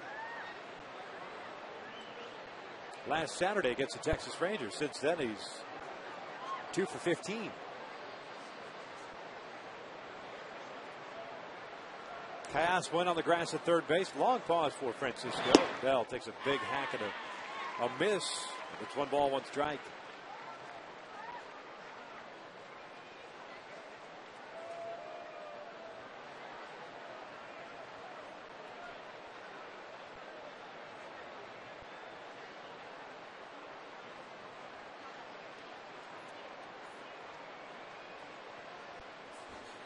Francisco, a much more deliberate pace than that of Trevor Bell. As Bell, Josh Bell rolls this one foul. It's 1-2. Trevor worked quickly, did not waste a whole lot of time with 7 innings, struck out 3, walked 1, gave up the 2 Oriole runs, both earned on 6 hits. Nice outing for him. What a great job as far as change and speed through a very good changeup. Decent sinking fastball, good velocity on the 4-seam fastball, 93-94. Good slider. Excellent outing for Mike Scioscia that Trevor Bell had.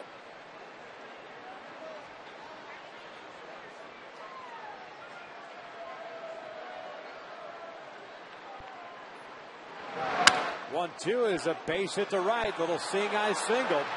Sturris will head to third. And the Orioles have runners at first and third with nobody out, and Corey Patterson coming up.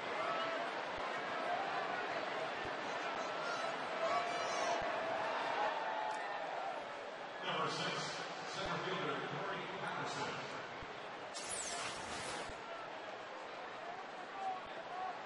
Oh, got underneath that. It looked like it was going to be some type of either cut fastball or slider that was elevated.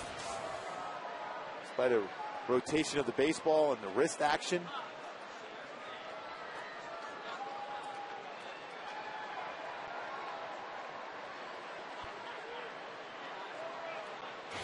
Got the infield playing in.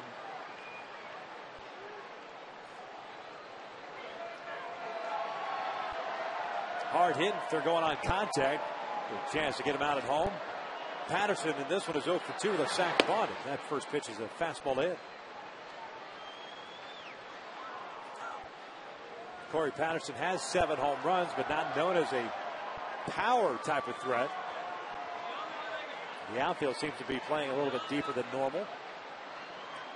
Especially we think with Bobby out in left field. Patterson, if he's going to turn on the ball, that's his best chance hitting a home run. On the ground towards second. They don't get a run. The throw comes home, and I don't think they got one out of it. The Orioles take the 3-1 lead. That play right there, I think Howie's just trying to do too much. As Sturt's coming out of contact, you got to bring that ball home. Get him out at home and set up the double play. And you have him at home also. Hit right at him. Well, you have a chance. There's no way once contact is made with the base runner coming at him and Bell. Well, you have a great opportunity to get him at home right away. Well, here's the mindset. If you're trying to get the base runner between first and second, then go ahead and take the double play at first. And then at that point, at least you have 2 outs and nobody on base. Early in the game, turn to double play. 8th inning, you have to get the play at home. There's no way you're going to make a tag play and still throw out the Sturris at home. Impossible. A lot of speed throughout that entire sequence. You have Sturris at third base. You have Patterson running. Bell runs pretty well too. Tough play. The decision right away is just go home and get Sturris, maybe if anything, get him in a rundown. But you're going to have him at home.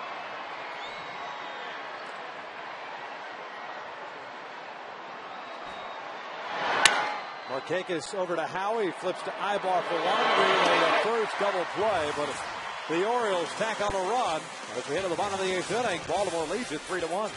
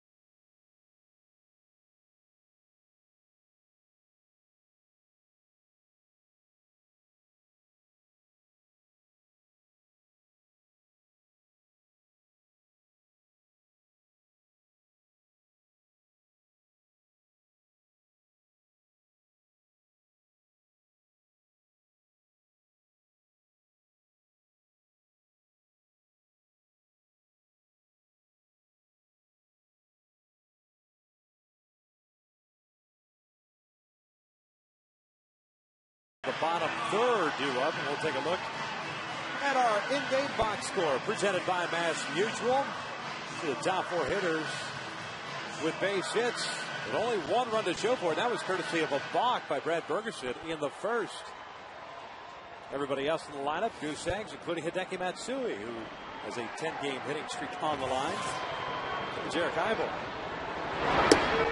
takes a strike.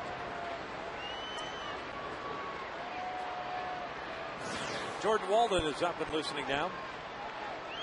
Francisco Rodriguez getting up a run in the 8th inning. Back-to-back hits. Odd plays. Ibar loops one in the air. Left. Away. Well, we talked about it earlier. We talked about it all season long. The inconsistency of this offense. After a 17-hit performance against Jeff Neiman and the bullpen of the Tampa Bay Rays, Brad Bergeson, not necessarily on a diet or steady diet of straight changeups and off-speed pitches, because he's been throwing a lot of showcasing the fastball as well. Guys have just not been able to get the hits. Locating the fastball well, whether it be the inside or outside corner. They've definitely been throwing a ton of strikes. And another fastball outside corner, 92. Good balance over the pitching rubber.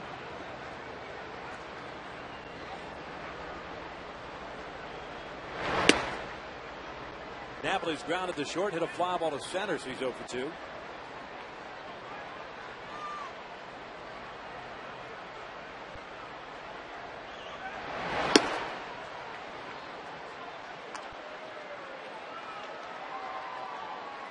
Mike Gonzalez up. Ferguson at 98 pitches now. More than likely be up for Bobby Abreu if he got up in this inning.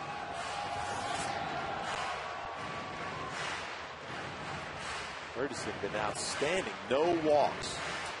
But not overpowering, but good movement on that fastball. Staying down in the strike zone, elevates when need be. And a couple good changeups also. Napoli takes a called strike 3, 2 outs. Then a pretty good slider right on the outside corner. Well, that's a perfect pitch. Might not necessarily be a strike. It's close enough to that strike zone, but you're talking about executing a perfect spot for that slider.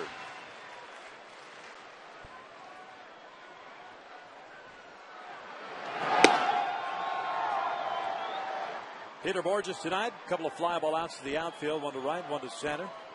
In the hole here at 0-1.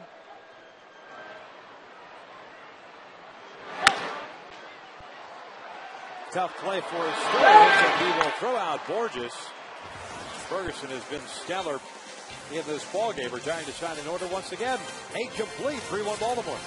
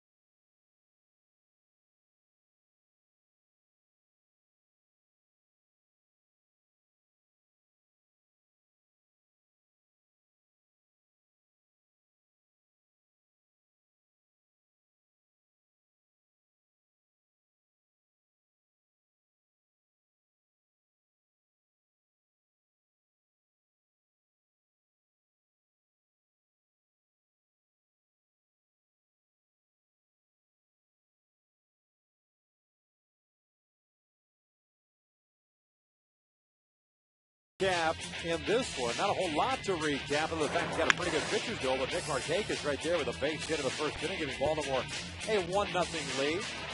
And in the bottom of the first inning, Brad Ferguson balked home a run. That was Howie Kendrick who scored from third base. Tying things.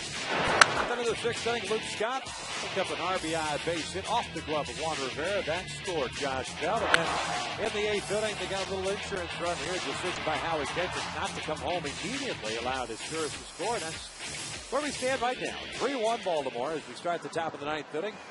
New pitcher on the mound. as Jordan Walden takes over for Francisco Rodriguez. Yeah, 3 punch outs and 2 innings pitched. Pitched last time out, clocked at 101 miles an hour. Great plus fastball and a good slider also. He'll face Scott Wigginton and PA here in the 9th. Big Scott swinging at the first pitch. Pops it up to Eric Ibar. 1 away.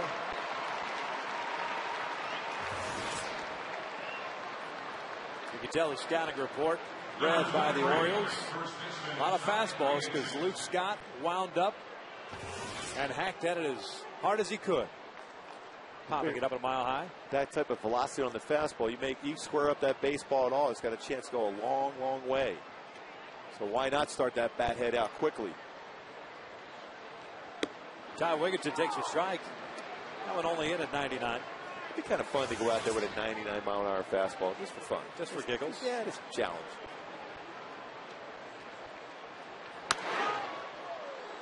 No balls, 2 strikes. Just tuning in for the first time and seeing Jordan Walden. He's a native of Mansfield, Texas, my former hometown. At the Mansfield High School. 12th round pick in 2006. Did you know him? Did not know him, but I knew of him without question. Throw that hard, I think people will know you. A lot of people knew about Jordan back in those days. It's a pretty good slider he threw there at 0-2. That one in the dirt. It's big balls, thing 2 is strikes. you don't have to overthrow that. When you throw 99 to 101, you don't have to try to overthrow that slider. Just stay within your mechanics. Just the speed itself, differential between your fastball and slider, will get a lot of hitters out.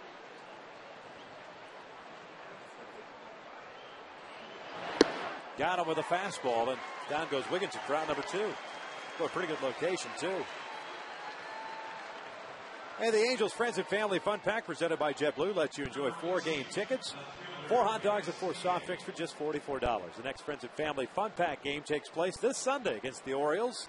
12:35 start. Come out, check out Jeremy Guthrie against Jared Weaver. You can purchase that Family Fun Pack today at angelsbaseball.com.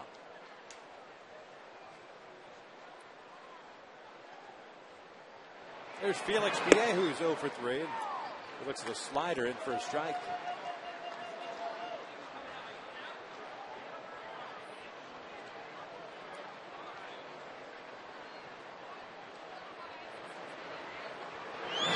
The bottom of the 9th inning.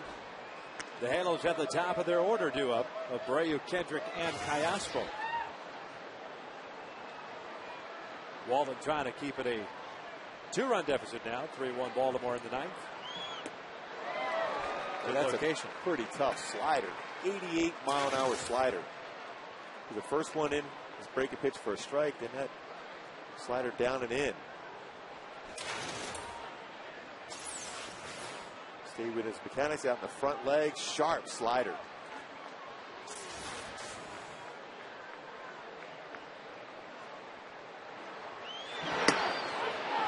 Called strike 3. Down goes Pierre. A couple of strikeouts here for Walden. And we head to the bottom of the 9th inning with the top of the order. 2-1. The Halos down 3-1.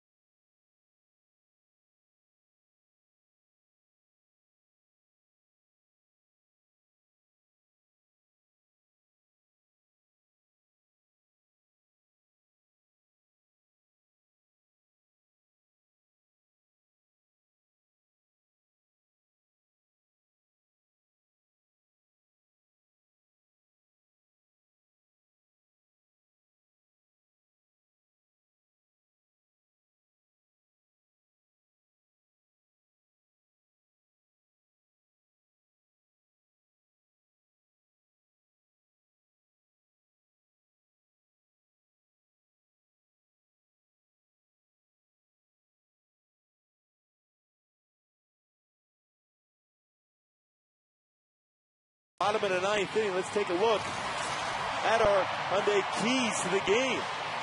The August onslaught. They need to get this going here in the bottom of the ninth inning. They've been swinging the bat so well, in particular 2 through 5 in the lineup. With Bobby Abreu leading off, that part of the lineup has a chance to come in and win the ball game. Now they'll be facing Koji Uehara, the right-hander, who's been throwing the ball exceptionally well. And they'll be looking to try to close this one out. Orioles up 3-1 here in the ninth inning, facing Abreu, Kendrick, and Callaspo. And ever since Buck Showalter took over this team, Uehara has really shown the ability to just kind of put the nail in the coffin. That's how good he has been. Uehara doesn't have that overpowering fastball you normally would see out of a closer. Fastball 89 miles an hour max, sinks at around 84, so 84 to 89. Slider, changeup, and a split finger fastball. Those a lot of strikes. Been successful so far in that role as a closer. They picked up his second save Wednesday against the Chicago White Sox.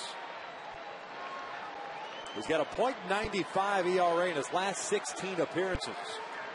Bobby Abreu 1 for 3, had a double in the 6th inning.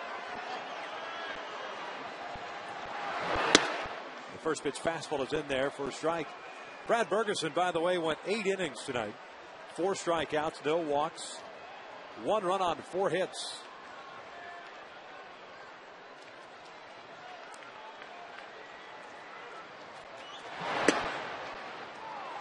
And Uehara gets ahead at no balls and 2 strikes.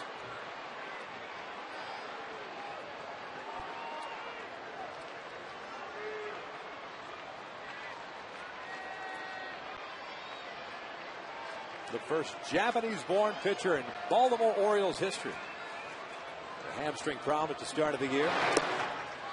The pitch is down low, and it's 1-2.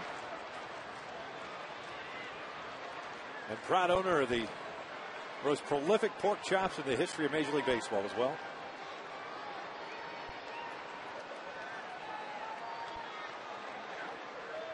It's a great look. Intimidating. Koji pulls it off. 1-2. Abreu out toward left center. In the daytime, I'd say you have a very good chance of that ball being up in the rocks. At night, it is a loud out in the first down here in the ninth. Boy, he hit that ball very well. He squared it up. Right, a little cooler tonight. Even the past few nights, Monday, Tuesday, Wednesday night was warm. But today, perfect night. That ball stayed in the ballpark. With a good swing for Bobby. They need some base runners here quickly. Howie Kendrick is up. He's 1 for 3. He promptly takes a strike. Uehara in his second year now with the Baltimore Orioles. Signed on as a starter last year. Made 12 starts. He's 2-4 and a 4.05 ERA. Promptly again for the second consecutive batter gets ahead at no balls, 2 strikes.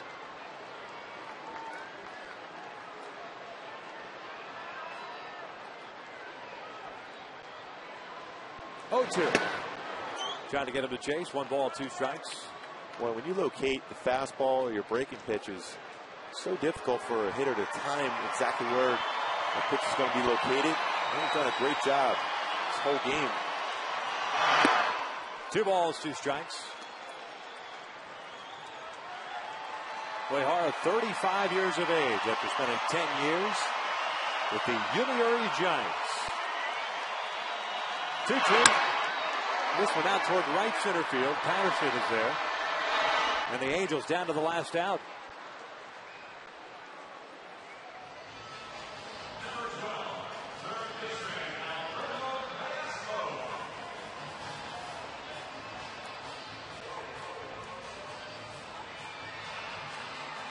Alberto Callaspo steps up now. He's 1 for 3 with a base hit.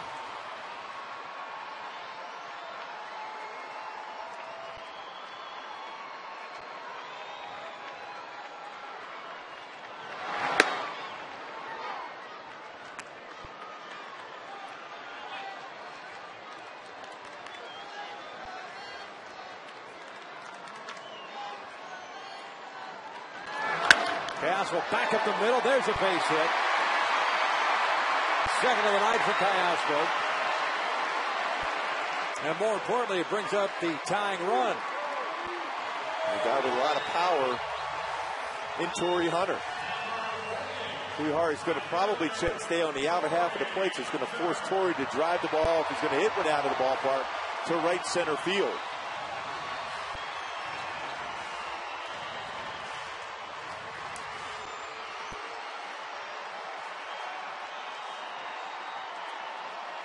Torrey's also 1 for 3. Had a base hit in the 4th inning. He's popped out the other 2 times.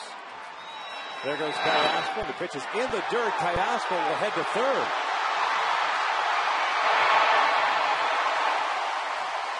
Stolen base and a wild pitch, I would assume.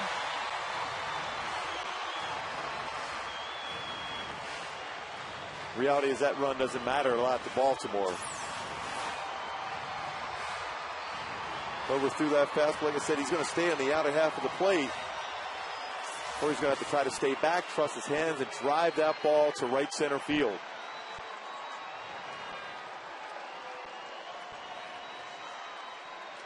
One 0. Takes a strike, 1-1.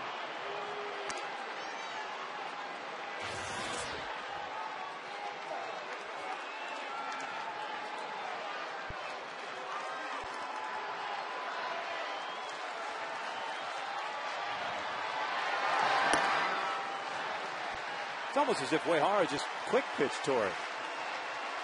2 balls and a strike. Trying to throw off his timing. Look at how well Ferguson did as far as his slow delivery, the hesitation over the pitching rubber to throw off timing. That was a quick pitch. Big swing and a miss there, and it's 2 balls, 2 strikes. Ooh, a mistake. Came in on the inner half of the plate. Torrey had a pretty good swing at that pitch. Well, that's Torrey's spot to drive the ball out of the ballpark. Here comes the 2-2. Torrey pops it up. Shallow center. Patterson coming in. He'll put it away, and the Angels drop game 1 of this 3-game series by the final of 3-1. Boy, Baltimore continues to play well against the Angels. They made all the plays. Well-pitched ball game by both sides. Not many opportunities to score runs. The Angels had a